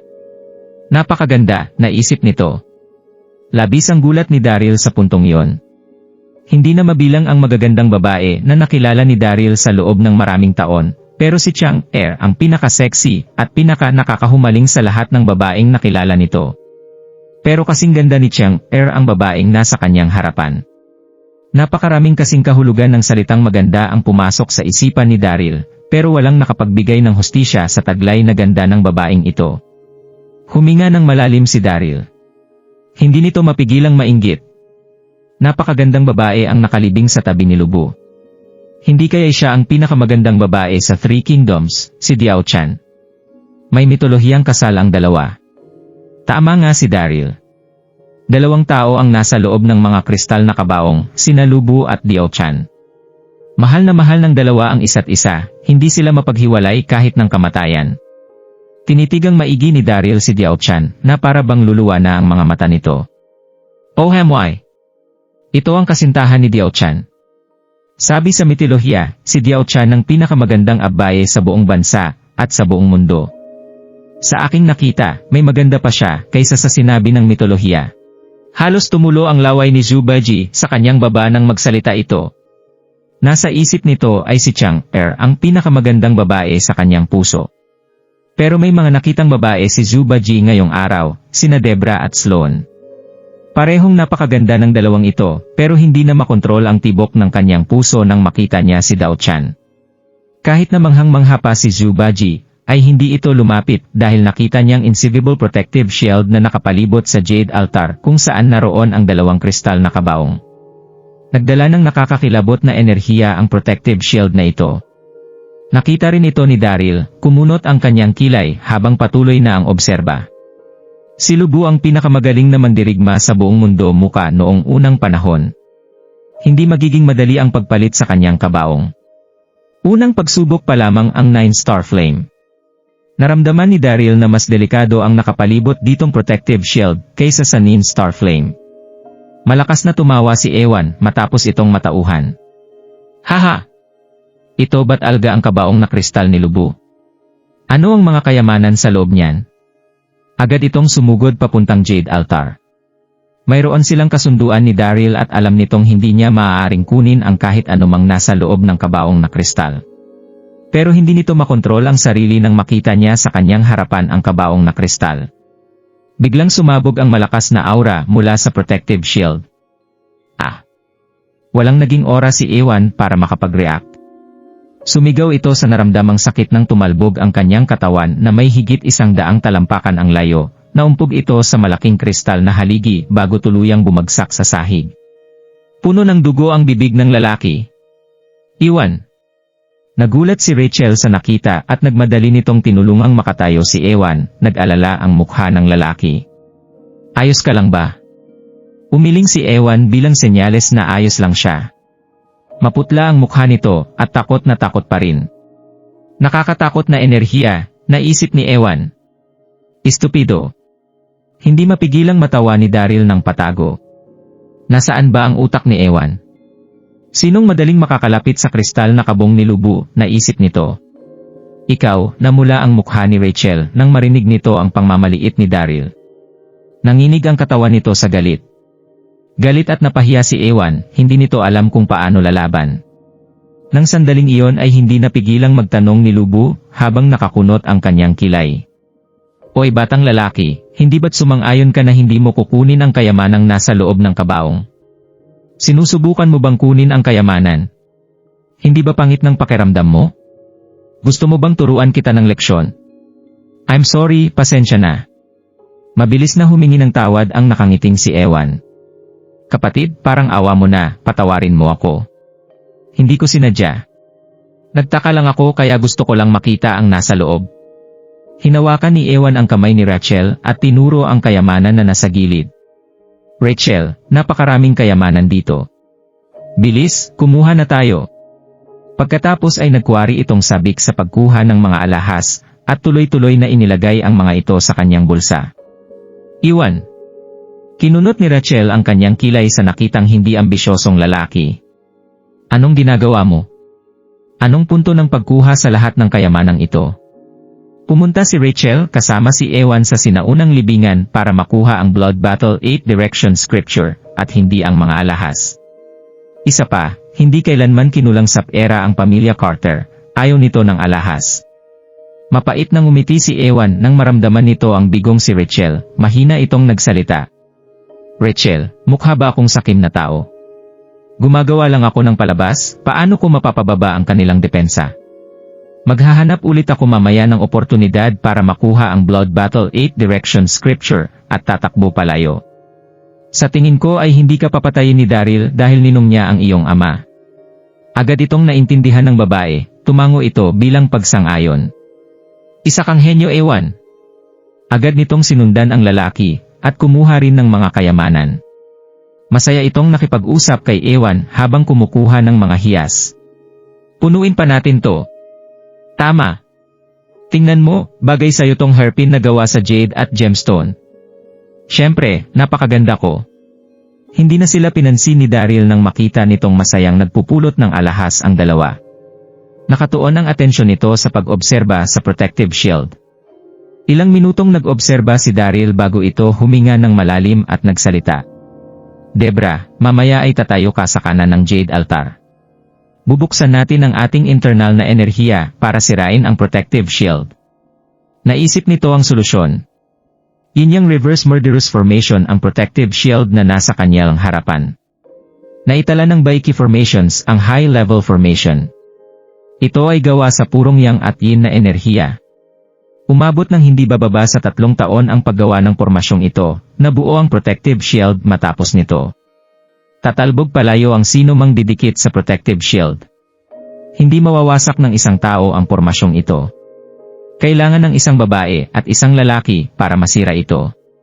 Ang lalaki ang magsisilbing yang na enerhiya, samantalang yin na enerhiya naman ang babae. Sisirain ng lalaki ang yang at sisirain naman ng babae ang yin na enerhiya para mabali ang pormasyon. Okay. Tumango si Debra bago ito pumunta sa kanang bahagi ng Jade Altar nang walang pag-alinlangan. Hindi na itago ni Zubaji ang pagkamangha kay Daryl, malakas itong tumawa. Nakakamangha ka kapatid na Daryl. Napakalakas mo, kaya mong baliin ang pormasyong ito. Hindi kailanman namangha si Ju sa kahit na sino. Si Daryl lang ang bukod tangi. Matindi na ang pagkamangha ni Zubaji, nang pamunuan ni Daryl ang lahat na makalampas sa Nin Star Flame Formation. Pero ngayong nakita nito na naisip ni Daryl ang paraan para mawasak ang protective shield, ay tumodo na ang pagkamangha nito. Nahiya si Daryl nang marinig nito ang mga papuri. Nagkamot ito ng ulo at nakangiting nagsalita. Haha, wala lang ito kapatid na Ju. Mayroon lang akong kaunting kaalaman patungkol sa mga pormasyon. Kakailanganin namin ng tulong mo para bantayan ang entrada ng palasyo. Kailangan mong pigilan ang sino mang magtatangkang lumapit. Kailangan ito ng buong atensyon sa kanyang enerhiya para mabali ang Yin-Yang Reverse Murderous Formation. Ito ang dahilan kay Angie bakit kailangan niya ng tulong ng ibang tao. Maaaring magtamo ng internal na mga sugat sina Daryl at Debra kapag may gumambala sa kanila. Tinaoik ni Zubaji ang sariling dibdib at ngumiti. Huwag kang mag-alala kapatid na Daryl. Walang makakalapit hanggat nandito ako. At naglakad na ito papunta sa entrada ng palasyo. Nang sumunod na segundo ay tinanguan nito si Debra. Magsimula na tayo Debra. Binuksan ni Daryl ang kanyang purong internal na enerhiya para wasakin ang pormasyon kasama si Debra. Rachel. Kapag nawasak ni Daryl ang pormasyon ay kailangan nating humanap ng pagkakataon para makuha ang Blood Battle 8 Directions. Mahinang sabi ni Ewan nang makita nito ang ginagawa ni Daryl at Debra. Nasabik si Ewan nang maisip nitong makakakuha siya ng napakalaking bagay, maigiging sikat na ang lalaki sa buong mundo. Nakuha ko. Tumango si Rachel nang kagatin nito ang kanyang labi, at kita ang determinasyon sa kanyang mukha. Tinitigan nitong maigi si Daryl. Sa nakalipas na ilang taon, sa tuwing babalik ito sa kanyang tahanan ay hindi siya pinapansin ng kanyang ama. Ang lahat ng iyon ay dahil kay Daryl. Matagal na silang may sama ng loob dito, at sa wakas ay may oportunidad na sila. Hinding-hindi niya papalampasin ang pagkakataong ito. Nagsimulang kumalat ang aura mula sa pormasyon, tuluyang nabali ni Daryl at Debra ang protective shield na nakabalot sa altar. Nagkatinginan sina Daryl at Debra ng sandaling iyon, emosyonal ang dalawa. Sumunod ay parehong lumundag ang dalawa sa ibabaw ng Jade Altar. Haha! Malakas na tumawa si Zubaji at mabilis itong lumipad patungong altar. Kapatid na Daryl, napakalakas mo. Ang bilis mong nawasak ang protective shield. Sumandal ito sa kristal na kabaong na nasa kanan, at tiningnan nitong maigi si Diao Chan habang nakangiti. Ang ganda, napakaganda. Siya ang pinakamagandang nilalang sa buong mundo. Hindi sigurado si Debra kung matatawa o maiiyak ba siya nang marinig ang sinabi nito. Hindi komportable si Debra kay Zhu noon unang kita niya rito, pero ngayong mas nakilala niya ang lalaki, at nakita ang karakter nito ay naging kalmado na ang babae sa harap nito. Pero naiirita si Debra sa tuwing naririnig nito ang mga sinasabi tungkol kay Diao Chan. Magaling sa lahat si Zhu maliban na lamang sa pagiging krudo nito. Sigh! Huminga ng malalim si Daryl at hindi nito mapigilang tumingin kay Diao Chan. Namangha ito nang makita ang babae mula sa malayo, pero mas namangha ito nang malapitan na niya itong nakita. Hindi may pagkakailang isa si Diao Chan sa pinakamagagandang babae sa balat ng lupa. Walang kamalian sa perpektong katawan at kakaibang mukha nito. Ang bukod tanging salitang makakapaglarawan dito ay ang maganda. Wala nang iba pang salita ang makakapagbigay ng hustisya sa taglay nitong kagandahan. Natuwa si Daryl sa kanyang nakita ang tumingin ito sa kristal na kabaong nilubo. Magkapatong ang mga kamay nito sa kanyang dibdib at mayroong gintong kung ano ang nasa ilalim ng mga ito. Mukha itong transparent na gintong bolang kristal. Ramdam ni Daryl ang espesyal na kapangyarihang dala ng bolang kristal. Ano yan? Kumunot ang mga kilay ni Daryl.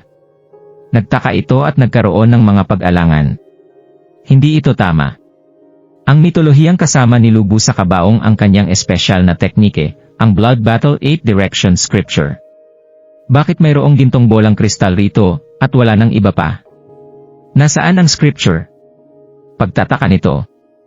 Tumingin si Daryl kay Zubaji at nagtanong. Kapatid, nasaan ang Blood Battle 8 Directions? Bakit gintong bolang kristal lamang ang nandito? Agad na tumawa si Zubaji nang ituro nito ang gintong bolang kristal at seryosong nagsalita. Kapatid na Daryl, alam mo ba kung ano yan? Yan ang spiritual pearl. Spiritual pearl? Nagtaka si Daryl nang marinig yon. Nagtaka rin ang katabi nitong si Debra. Ngumiti si Zubaji sa naging reaksyon ng dalawa, nagpatuloy ito. Alam mo bang makakagawa ng relics ang katawan ng sumakabilang buhay na high-level na monghi? Katulad ng relic ang spiritual pearl. Nagawa ito matapos mamatay ni Lubu. Nakatago sa loob nito ang Blood Battle 8 Directions technique. Kailangan mong hawakan ang perlas at ilagay dito ang iyong internal na enerhiya at kusang lilipat sa iyong isip ang Blood Battle 8 Directions technique scripture. Naiintindihan mo ba? Hayop! Nakakamangha naman. Naisip ni Daryl, natuwa ito. Ang ibig sabihin noon ay nasa harapan ko na ang scripture at madali ko lang itong makukuha. Nang maisip niya ito ay narinig niya ang pagtawa ni Zubaji. Kapatid, napakatalentado mong tao. Hindi ako makikipaglaban sa iyo para sa Blood Battle 8 Direction technique. Susulitin ko na lang ang pinakamagandang nilalang sa buong mundo. Nalipat ang mga tingin nito sa katawan ni Diao Chan. Nakatuon ang kanyang atensyon sa babae. Ang totoo ay orihinal na pinlano ni Zubaji na nakawin ang Blood Battle 8 Direction. Pero alam nito na mahihirapan siyang makapunta roon kung wala si Daryl. Isa pa, kailangang ingatan ni Zubaji ang kanyang katayuan sa lipunan. Paniguradong madudumihan ito kung makikipaglaban siya kay Daryl para rito. At ang pinakamahalaga ay nawala ang kanyang kaluluwa nang makita nito si Diao Chan. Nakatuon ang lahat ng kanyang atensyon sa magandang babae. Hindi na ito sabik na i-cultivate ang Blood Battle 8 Directions. Salamat kapatid na Zu. Natuwa si Daryl. Tinanggal nito ang nakabalot sa bolang kristal.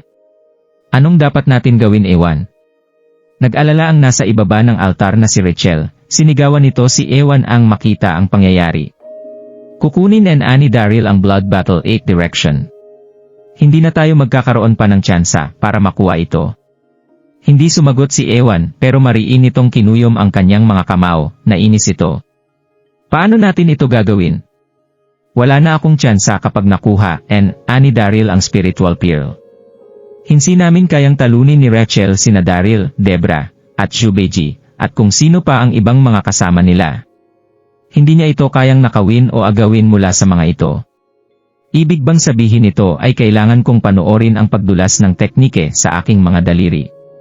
Hindi natuwa si Ewan sa kinalabasan nito. Kinuyom ng lalaki ang kanyang mga kamao at tumitig sa spiritual pearl. Bumaon ang kanyang mga kuko sa kanyang palad, matindi rin itong namawis. Hindi napansin ni Daryl ang reaksyon ni Ewan. Nang sandaling yon, lumapit si Daryl na kriltal na kabaong ni Lubu at binuksan nito ang takip. Crack! Inunat nito ang kanyang braso upang kunin ang spiritual pearl. Hey, ano yan? Sorpresang sigaw ni Zubaji, nagmadali itong lumapit sa kabaong ni Lubu. Sa tabi ng spiritual pearl na nasa loob ng kabaong, nakita nito ang maliit na gintong kahon. May mga kakaibang nakaukit dito at paniguradong hindi ito araw-araw na nakikita. Agad na nabaling ang atensyon ni Daryl sa kahon. Hindi nito ginalaw ang kanyang mga kamay at lumapit. Kapatid na Zu, ano ang nasa loob ng gintong kahon? Bilis at buksan mo. Sa parehong sandali ay nakatingin din si Debra sa kahon. Takang-taka ito. OCJ. Tumango si Zubaji at binuksan na nito ang gintong kahon. Nagulat ang tatlo nang makita nila kung ano ang nasa loob nito. Lalo na si Daryl. Kinilabutan ang buong katawan nito at nag-alab ang kanyang paningin. Nakita nila ang gintong elixir sa loob ng kahon. Naglabas ito ng mabangong amoy at mayroon itong purong espiritual na aura. Mystic SKY Golden Elixir. Hindi mapigilang sumigaw ni Daryl. Ito ang pinakabihirang elixir sa Infinite Elixir Manual. Naglalaman ito ng aura mula sa langit at lupa at may kakayahan ito na muling pagkabuhay. Ngunit napakabihira ng mga sangkap para magawa ito. Kahit na alam ni Daryl kung paano gumawa nito, hindi niya naman nalikom ang lahat ng sangkap kaya naman hindi siya nakagawa nito. Mystic SKY Golden Elixir. Nagtaka si Zubaji nang tanungin nito si Daryl. Kapatid, alam mo ba kung ano yan? Tumingin din si Debra kay Daryl, puno ng katanungan ang mga mata nito. Parehon walang alam ang dalawa patungkol sa paggawa ng mga elixir, kaya antural lamang na hindi nila alam kung ano ang bibihirang elixir na ito. Huminga ng malalim si Daryl at nagsalita ito. Napakabihira ng elixir na ito. Kaya nitong buhayin ang sinumang patay na. Natatakot akong baka nag-iisa lamang ito sa buong mundo. Malumanay itong nagdagdag. Iisa lamang ang Mystic SKY Golden Elixir na nandito. Kitang-kita na alam ng dalawang ito na mamamatay na sila, kaya nagdesisyon ang dalawa na kunin na lamang ng isa sa kanila ang elixir, at ipagpatuloy ang buhay. Pero wala sa kanila ang gustong mamuhay ng mag-isa, kaya naman hanggang ngayon ay nandito pa rin ang elixir. Nagbuntong hininga ito habang nakaramdam ng inggit. Ang mamuhay at mamatay ng magkasama, ito ay ang bagay na kinainggitan. Tama si Daryl. Noong unang panahon, dominante si Lubu, pinamunuan nito ang mundo. Sa wakas, sa digmaan ay lubhang sugatan sina Lubu at Diao Chan nang umalis ang dalawa sa digmaan at alam nilang hindi na sila mabubuhay. Nang oras na yon, mayroon lamang isang Mystic SKY Golden Elixir si Lubu, kaya nagdesisyon ang dalawa na mamatay na lamang dahil wala sa kanila ang gustong mabuhay kung wala ang isa. Kingat ni Debra ang kanyang labi nang hilahin nito ang braso ni Daryl. Daryl, kung may mangyayari mang masama sa'yo, hindi ko rin gugustuhing mabuhay ng mag-isa. Naantig ang puso ni Daryl pero sa tingin niya ay medyo nakakatawa ang sinabi nito. Hindi nito mapigilan na kurutin ang ilong ng babae. Makulit ka talaga, hindi mamamatay ang asawa mo. Gusto ko pang magkaroon ng 100 anak kasama ka. Agad na namula si Debra nang tingnan nito ng masama si Daryl. Nandito ang kapatid na Zhu. Pwede bang magbehave ka lang dyan? Kailan kaya aayos si Daryl? Tumawa si Zibaji at ikinuway nito ang mga kamay. Huwag kayong mag-alala, kunwari ay wala ako dito. Maaari kayong maglambingan ng maglambingan. Kinuha nito ang gintong elixir at nagtanong. Kapatid, base sa sinabi mo, maaaring buhayin ng Mystic SKY Golden Elixir na ito ang kahit sino kina Lubu at Diao Chan. Desperado si Zubaji ang magsalita ito. Tumango si Daryl. Ganoon na nga. Pero ilang libong taon nang hindi nagamit ang elixir na ito. Hindi ako sigurado kung epekto pa ba ito. Haha!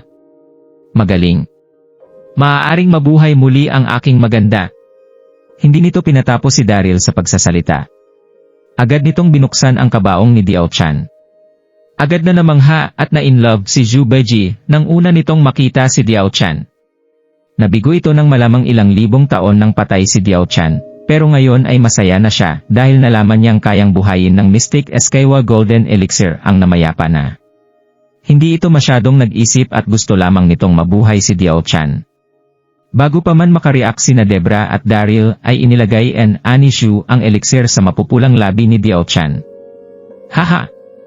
Ganda, ganda, bilisan mong gumising. Nakangiting sabi ni Zubaji, habang nakatingin ito kay Diao Chan nang hindi kumukurap. Huminga ng malalim si Daryl at maigi nitong tiningnan si Diao Chan. Muling mabubuhay ang pinakamagandang babae sa balat ng lupa. Habang nakatuon ang atensyon ng tatlo kay Diao Chan, may biglang kumuha ng spiritual pearl mula sa kabaong ni Lubu. Pagtapos ay tumalon ito pababa at tumakbo paalis ng palasyo. Ito ay si Iwan. Susukuan asana si Ewan nang hindi ito makakita ng oportunidad para kunin ang perlas. Pero nang makita nito na abala ang tatlo kay Diao Chan, alam ng lalaki na yon na ang kanyang pagkakataon. Sumigaw ito kay Rachel habang tumatakbo. Takbo Rachel. Mabilis na sumunod ang nasa likuran niyang si Rachel. Parehong sabik ang dalawa ng sandaling iyon. Ang spiritual pearl nito ay naglalaman ng ultimate technique ni Lubu, ang Blood Battle 8 Direction Scripture. Nakuha ko ito. Nasa imahinasyon ni Ewan kung gaano siya magiging kasikat at makapangyarihan. SHT, sa wakas ay napagtanto rin ni Daryl ang pangyayari, galit na galit ito. Talagang nakakadiri sina Ewan at Rachel. Naging mapagpatawad ako pero paulit-ulit nila akong iniisahan. Ngayon naman naway kinuha niya ang spiritual pearl. Ibalik mo yan. Sumigaw si Daryl nang hahabulin na niya ang lalaki.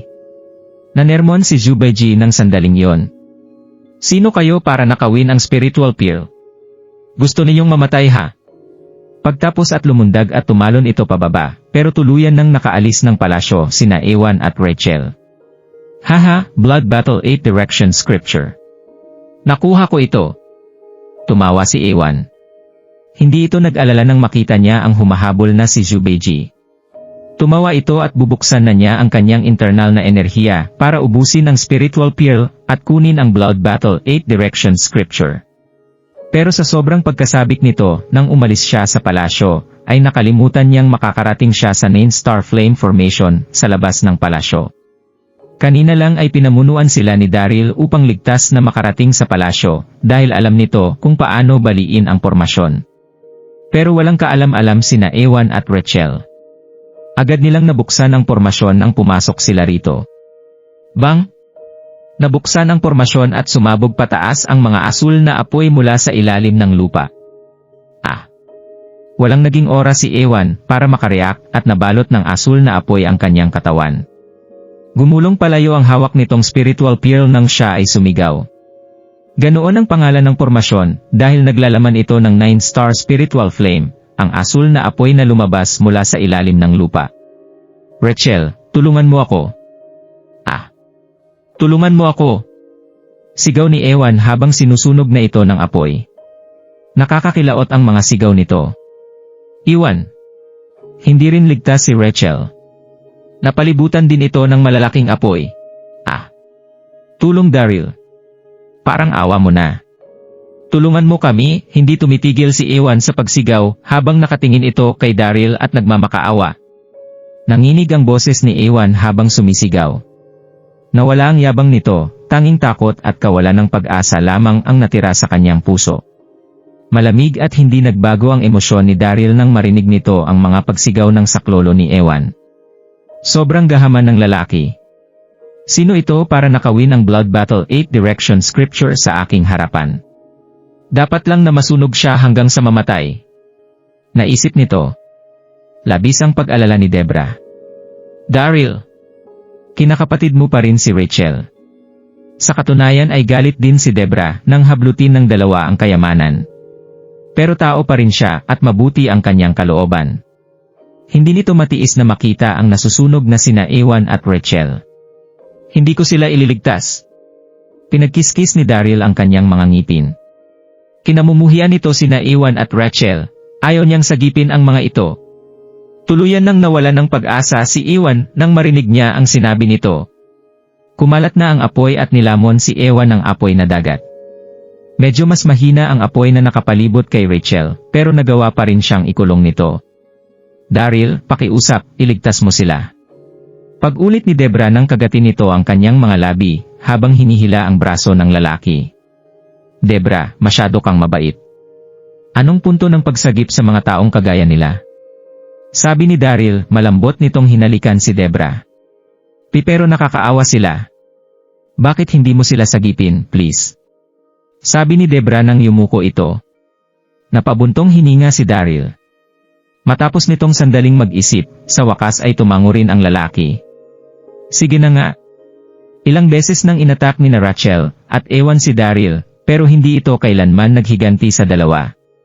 Ito ay dahil sa kabaitan ni Debra at ayaw nitong maging malamig ang puso ni Daryl. Pagtapos ay agad itong pumunta sa apoy na dagat. Sumigaw si Ewan at tuluyang nang naglaho ang boses nito. Nahuli ng isang hakbang si Daryl, ngayon ay kumpleto nang nasunong ang katawan ni Ewan. Wala man lang abong natira. Napahinga ng malamig sina Debra at Zhubeiji sa mga nasaksihan. Ito ang kapangyarihan ng 9 Star Flame. Nakakatakot ito. Ewan, huwag mo akong iwanan. Todo ang pagsigaw ni Rachel nang bumagsak ito sa sahig habang umiiyak. Nasusunog din ang katawan nito at kritikal ang kanyang kondisyon. Matutulad siya kay Ewan sa loob 10 segundo kung walang sasagip sa kanya. Sakto ang pagdating ni Daryl. Sumama ka sa akin. Hinilian nito ang mga braso ng babae at inilabas mula sa pagkakakulong sa dagat ng apoy.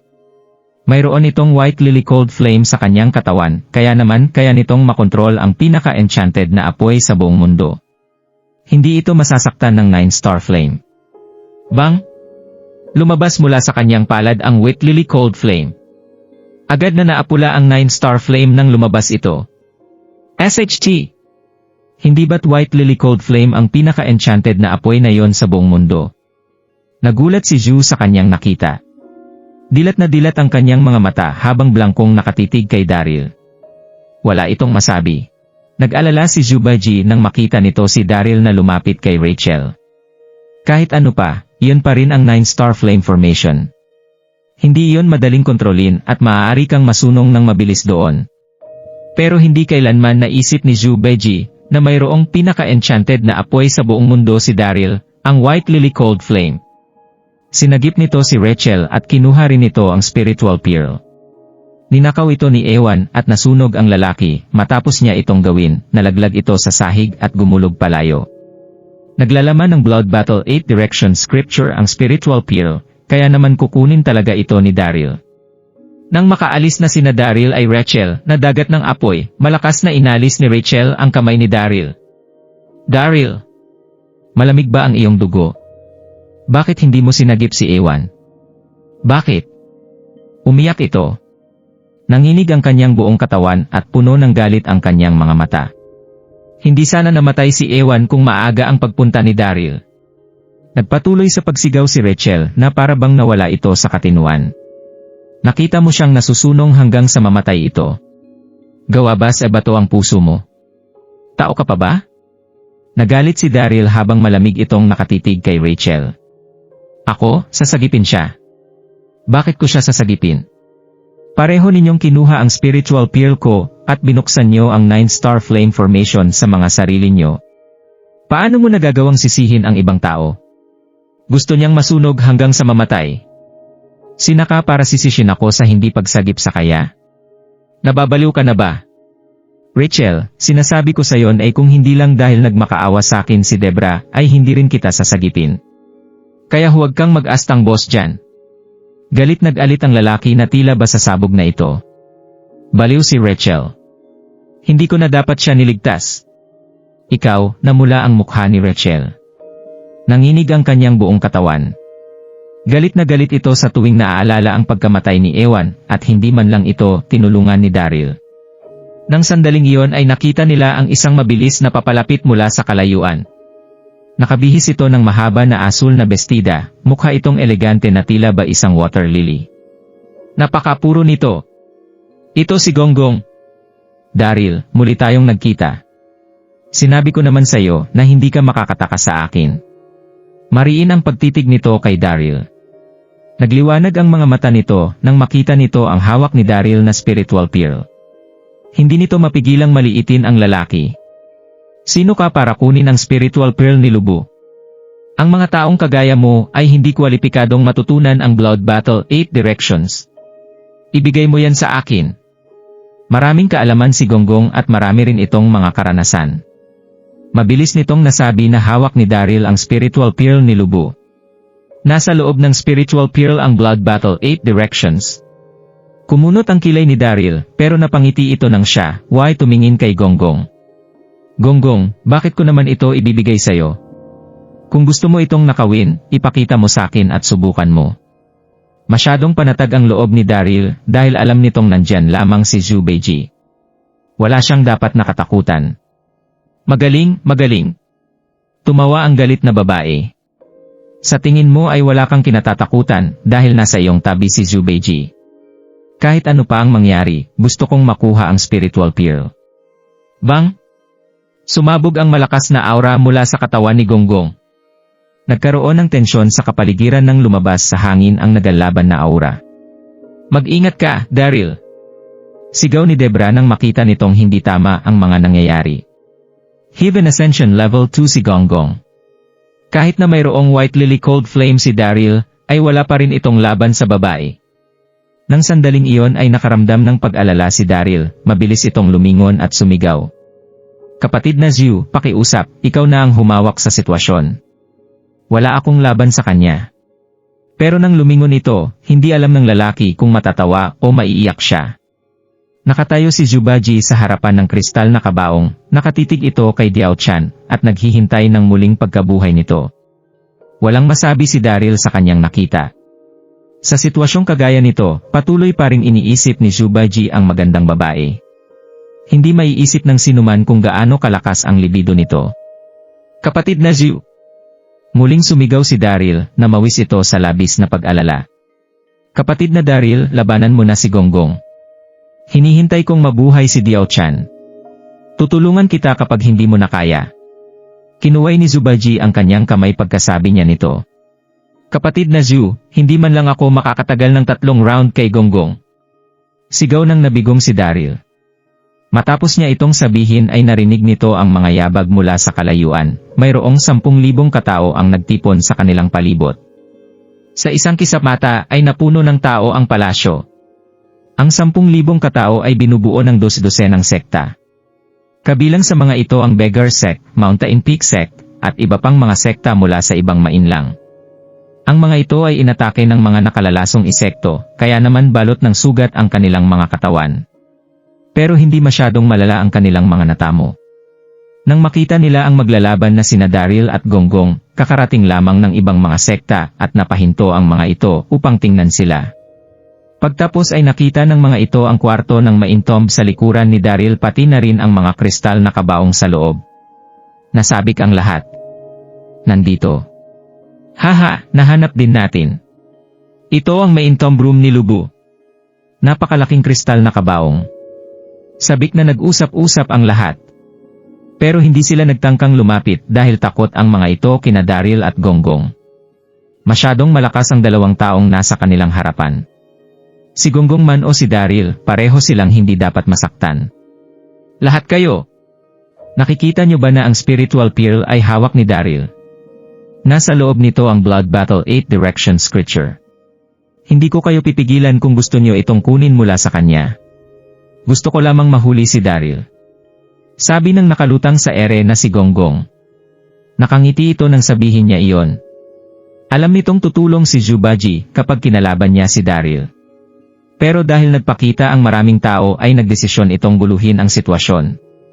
Mabilis lang nitong mahuhuli si Daryl.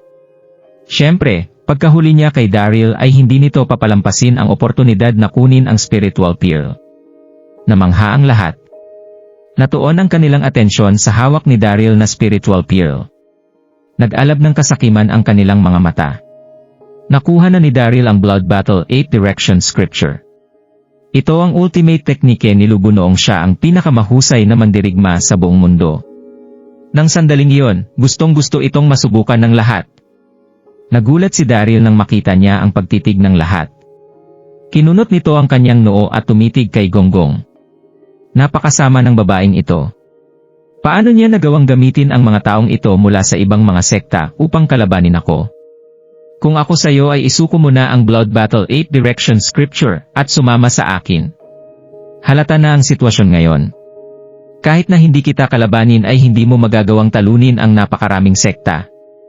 Mayabang nagumiti si Gonggong. Paiguradong tutulungan ni Zubaji si Daryl kapag nagkagulo. Tatalunin ng babae si Daryl sa kanyang unang pagkakataon, sa kanito kukunin ang spiritual pearl. Perpekto ang kanyang plano. Hindi na makapaghintay pa ang mga tao mula sa iba't ibang mga sekta. Lahat kayo, nagsalita na ang babae. Hindi niya gustong makuha ang Blood Battle 8 Direction Scripture, gusto lamang niyang hulihin natin si Daryl. Kung ganoon ay ano pang hinihintay natin? Tara na! Nang mag-usap-usap ang mga ito ay tinitigan nila si Daryl at susugurin na ito. Nag-alala si Debra sa kanyang nakita. Ano nang gagawin? Kaya bang labanan ni Daryl ang napakaraming tao? Nainis si Debra dahil nakatayo pa rin si Zubaji sa tabi ni Diao Chan at nahulaming sa ganda nito. Hindi nito pinansin ang mga nangyayari sa kanyang paligid. Wala itong nakikita o naririnig na demonyo. Dumaing ang bayanad na boses. Galing iyon sa palasyo. Hindi ito malakas, nakabighani ang tunog nito. Hindi lamang si Daryl, pero pati ang lahat ng mga kalalakihan ay nakaramdam ng tila pagtusok sa kanilang katawan. Kaagad na napatingin ang lahat sa palasyo ng sabay-sabay. Napahinga ng malamig ang lahat at nagulat. Unti-unting tumayo si Diao Chan mula sa kristal na kabaong sa kanang bahagi ng Jade Altar. Nagtaka ang maganda nitong mukha at nahumaling ang lahat ng kalalakihan sa perpekto nitong katawan. SHT! Naisip ni Daryl. Nakanganga ito habang nakatitig kay Diao Chan, hindi kumurap ang lalaki. Manghang-mangha ito. Buhay si Diao Chan. Tumahimik ang buong palasyo ng sandaling iyon. Hindi pa rin alam ng lahat ng tao mula sa pinakamalalaking sekta na ang babaeng nasa kristal na kabaong ay ang kialang si Diao Chan. Pero lahat sila ay nagulat nang makita nila ang napakaganda nitong mukha at perpektong katawan. Haha! Aking magandang Diao Chan, gising ka na? Huwag kang matakot. Ako si Zhu Beiji. Ako ang nagbuhay sa'yo. Sa tingin mo ay itinadhada tayo. Hindi mo kailangang magpasalamat sa akin. Kung gusto mo akong bayaran, pwede mo naman gamitin ang katawan mo. Nakangiting sabi ni Zhu Beiji habang nakatayo ito at nagbabantay sa gilid. Sumasayaw ang lalaki sa kanyang isipan. Walang hiya ang kanyang mga sinabi, hindi nito pinansin ang lahat ng nanonood sa kanya. Si Diao Chan ang isa sa 4 na pinakamagagandang babae sa buong mundo at nasa harapan niya na ito. Napakasaya ni Zhu Beiji. Ano? Siya ang magandang si Diao Chan? Nagulat ang lahat. Huminto ang tingin ng lahat sa katawan ni Diao Chan. Wala silang masabi. Maririnig ang pangalan nito mula sa 9 continents. Ang pinakamagandang babae sa balat ng lupa ay nakaupo roon na tila diyosa at nabuhay itong muli sa harap ng lahat. Nang sandaling iyon ay natahimik ang lahat at tumingin ang mga ito kay Diao Chan, mangha at gulat. Ang ganda! Kaaya-aya! Sexy! Hindi sapat ang pinakamagagandang salita sa buong mundo upang ilarawan ang ganda ni Diao Chan. Hindi kayang ilarawan ang taglay nitong kagandahan. Muling nabuhay si Diao Chan. Bumulong ang nakalutang sa ere na si Gonggong, kumunot ang noo nito. Hindi nito matago ang pagkagulat sa kanyang mukha. Paano muling nabuhay si Diao Chan?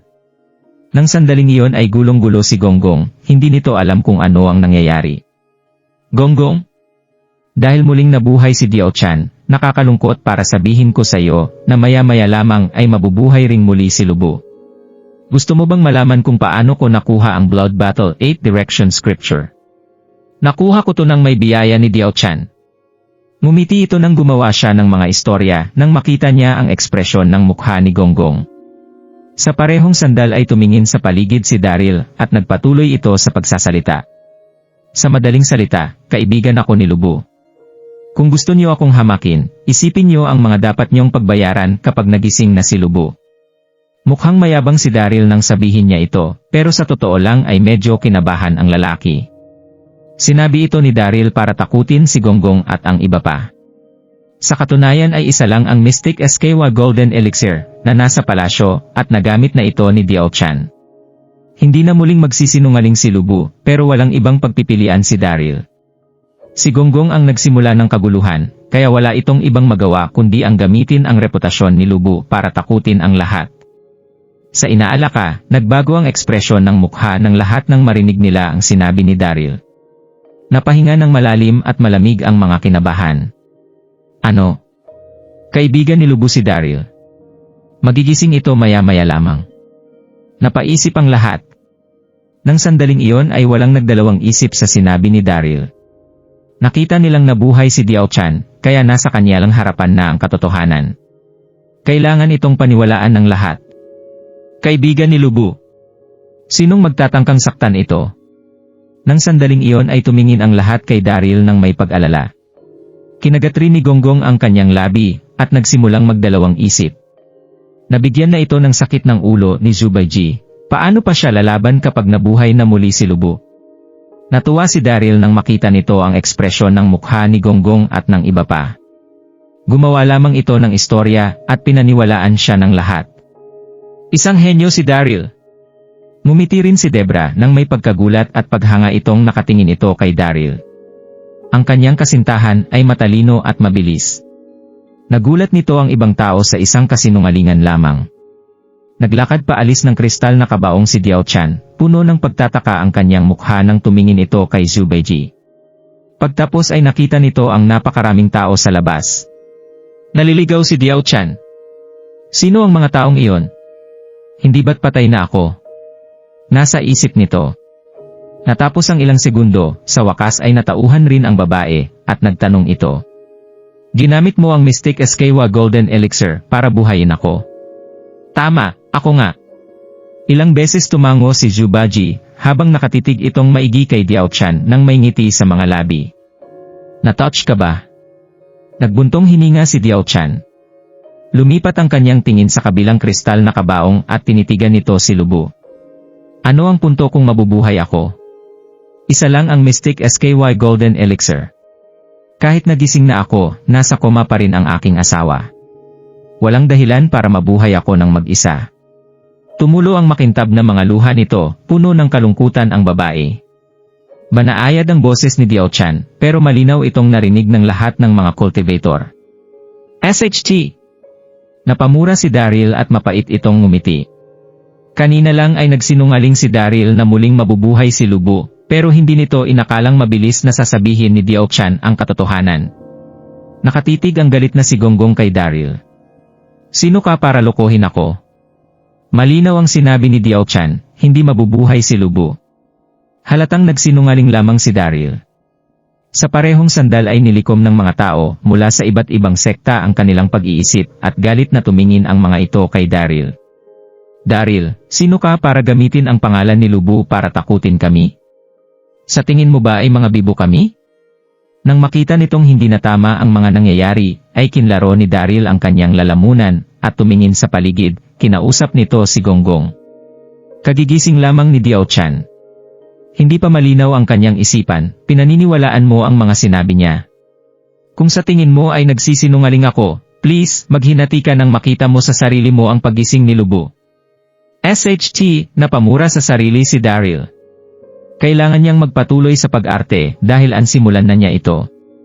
Malamig nang umiti si Gonggong. Nagsisinungaling ka pa rin, hindi ba? Umatake si Gonggong papuntang palasyo at itinaas nito ang kanyang mga kamay para tamaan ang kristal na kabaong ni Lubu. Bang! Kalahati lamang ng kanyang internal na enerhiya ang nagamit sa paghataw dito. Narinig ang malakas na tunog at naramdaman ang pagyaning. Agad na nabasag at nagpira-piraso ang kristal na kabaong pati na rin si Lubu. Nagulat ang lahat sa kanilang nakita. Blangko ang kanilang mga mukha. Isang tira lang, nawasak at napagpira-piraso niya ang kristal na kabaong at si Lubu. Gaano ba siya kalakas?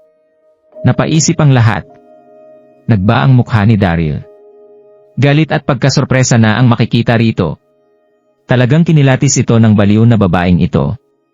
Nang sandaling iyon, tumingin si Gonggong kay Daryl at hindi ito sigurado kung nakangiti o iiyak ba ang lalaki. Daryl, hindi man lang natira ang mga buto ni Lubu rito. Sabihin mo sa akin kung paano siya muling mabubuhay. Pang-aasar ni Gonggong. Ikaw baliw na babae. Ikaw, nang sandaling iyon ay naglakad palapit si Diao Chan. Ang magandang mga mata nito ay puno ng galit ng sigawan nito si Gonggong. Winasak mo ang katawan ng aking asawa. Matindi ang magiging pagkamatay mo. Hindi mapigilang dumaloy ang luha ni Diao Chan. Sina Lubu at Diao Chan ay minahal ang bawat isa sa kanilang buong buhay hanggang sa sila ay namatay. Gayunpaman, sinira lamang ni Gonggong ang kristal na kabaong sa isang kamao at sinira pa ang katawan ni Lubu. Napalunok si Diao Chan. Sinira mo ang katawan ng asawa ko. Mamatay ka na. Mamatay ka sa isang kilabot na kamatayan. Tumingin si Diao Chan kay Gonggong, nanginginig ang kanyang katawan. Mamamatay ako sa isang kilabot na kamatayan. Natawa si Gonggong habang nakatingin kay Diao Chan na may nakakamatay na tingin. Dahil mahal na mahal mo si Lubu, isasama na kita sa kanya. Kahit na si Diao Chan ang pinakamagandang babae sa buong mundo, si Gonggong ay isang babae din, hindi siya mahuhulog sa kanya. Si Gonggong ay isang taong mayabang at lahat ng nakakakita sa kanya ay nirerespeto siya. Sinumpa siya ni Diao Chan upang mamatay sa isang kilabot na kamatayan at hindi ito tatanggapin ni Gonggong. Bang! Habang sinabi niya iyon, sumabog ang panloob na enerhiya ni Gonggong habang lumilipat siya sa pagsuntok kay Diao Chan. Napakabilis ng paggalaw niya na nasa harapan na siya ni Diao Chan sa isang iglap lang ng isang mata. Parehong nag-alala sina Daryl at ang natitirang iba't ibang mga sekta tungkol kay Diao Chan. Alam ng lahat na si Diao Chan ay nabuhay na muli, kaya't wala siyang panloob na enerhiya. Para siyang ordinaryong tao na lamang. Tiyak na mamamatay siya kung nahaharap siya sa atake ni Gonggong. Nais mong patayin ang aking kagandahan. Galit na sigaw ni Zubaji at tumayo agad sa harap ni Diao Chan. Sa sumunod na segundo, tinaas ni Zubaji ang kanyang kanang kamay at sinuntok si Gonggong. Bang! Nagtagpo ang kanilang mga kamao at lumikha ng isang malakas na tunog. Bumalikwa si Gonggong pabalik ng ilang hakbang at maputla ang kanyang mukha. Si Zubaji ay sumuray ng ilang hakbang paatras din, ngunit nanatiling natural ang kanyang mukha. Sa isang suntok lamang, halata ang magkakaibang antas ng lakas ng dalawang tao. Malinaw na si Zubaji ay mas malakas kaysa kay Gonggong. Zubaji! Mabilis na pinakalma ni Gonggong ang kanyang panloob na lakas at tinitigan si Zubaji, galit na galit. Gusto kong patayin si Diao Chan, ano ang gagawin nito sa iyo? Huwag makisali sa negosyo ng ibang tao. Nabigo si Zubaji habang kinuskos ang ilong. Ina-attack mo ang aking kagandahan, at wala itong kinalaman sa akin. Sa sandaling yon, sumigaw si Zubaji kay Daryl, kapatid Daryl, ilabas mo muna ang aking kagandahan. Hayaan mo akong itigil si Gonggong at ang natitirang mga sekta. Tandaan na alagaan si Diao Chan. Huwag mong hahayaang kunin niya ang kanyang sariling buhay. Hindi talaga siya mag-aalala kung si Gonggong lamang ito, ngunit maraming mga makapangyarihang tao mula sa napakaraming mga sekta. Nagpasya siyang hilingin kay Daryl na umalis muna kasama si Diao Chan upang maprotektahan siya na hindi masaktan sa panahon ng magulong labanan. Kapatid na Zhu, huwag kang mag-alala, sagot ni Daryl habang naglalakad papunta kay Diao Chan at hinawakan ang kamay nito. Umalis ka na kasama ako, dalian mo. Hindi, ayokong umalis. Umiling si Diao Chan at determinadong sinabi. Wala na ang katawan ng asawa ko. Ayoko nang mabuhay. Sa sobrang pagkadismaya ni Daryl. Titang na. Si Diao Chan ay nabaliw na sa pag-ibig, naisip niya. Hindi mapigilan ni Daryl na magsabi ng isa pang salita, habang hinihila niya si Diao Chan palabas ng palasyo sa tulong ni Debra. Daryl, huwag kang maglakas, loob na tumakbo. Galit na galit si Gonggong nang makita niyang tumatakbo si Daryl. Gusto niyang habulin sila. Sa sandaling yon, si Zubaji ay umungal at umatek patungo sa kanya. Hinarangan niya ang daan ni Gonggong at nagsimulang makipag-away sa kanya. Pinihit ni Zubaji ang kanyang pulso, at isang puting sinag ang sumilaw mula sa kanyang kamay. Isang siyam na ngipin na rake ang lumitaw sa kanyang mga kamay kaagad. Ang rake ay may dalawang talampakan ang haba, puro puti, at may isang malakas na pagpatay ng aura. Ito ay isang antas ng lilang sandata. Sa sandaling inilabas ni Zubaji ang kanyang sandata, si Gonggong ay walang laban para sa kanya. Halos matalo siya. Si Gonggong ay kinabahan at sumigaw sa mga pangunahing sekta sa labas, si Daryl ay tumakas, kasama ang Blood Battle 8 Directions na banal na kasulatan. Sundan niyo siya! Nang marinig nila yon, ang mga tao sa labas ay nagtipon ng kanilang mga saloobin at nagsimulang sumigaw. Bilisan niyo! Pigilan niyo na si Daryl! Kunin ang Blood Battle 8 Direction ng banal na kasulatan. Daryl, iwanan ang Blood Battle 8 Directions na banal na kasulatan. Ang sigaw ng lahat ay bumasag patungo kay Daryl tulad ng pagtaas ng alon. Nais mong kunin ang Blood Battle 8 Directions na banal na kasulatan ng ikaw lang mag-isa. Nakangisi si Daryl habang nakataas ang kamay ng walang pag-aalangan. Bang! Isang bola ng puting apoy ang tumalon sa hangin, na nagdulot ng mga panginginig, at sa isang iglap ng isang mata, isang dagat na puting apoy ang nabuo sa likuran ni Daryl. Kung nagustuhan mo ang mga ganitong video, huwag mong kalimutan mag-like and subscribe. Panoorin mo na rin ang mga naunang kabanata para lalong maubos ang oras mo.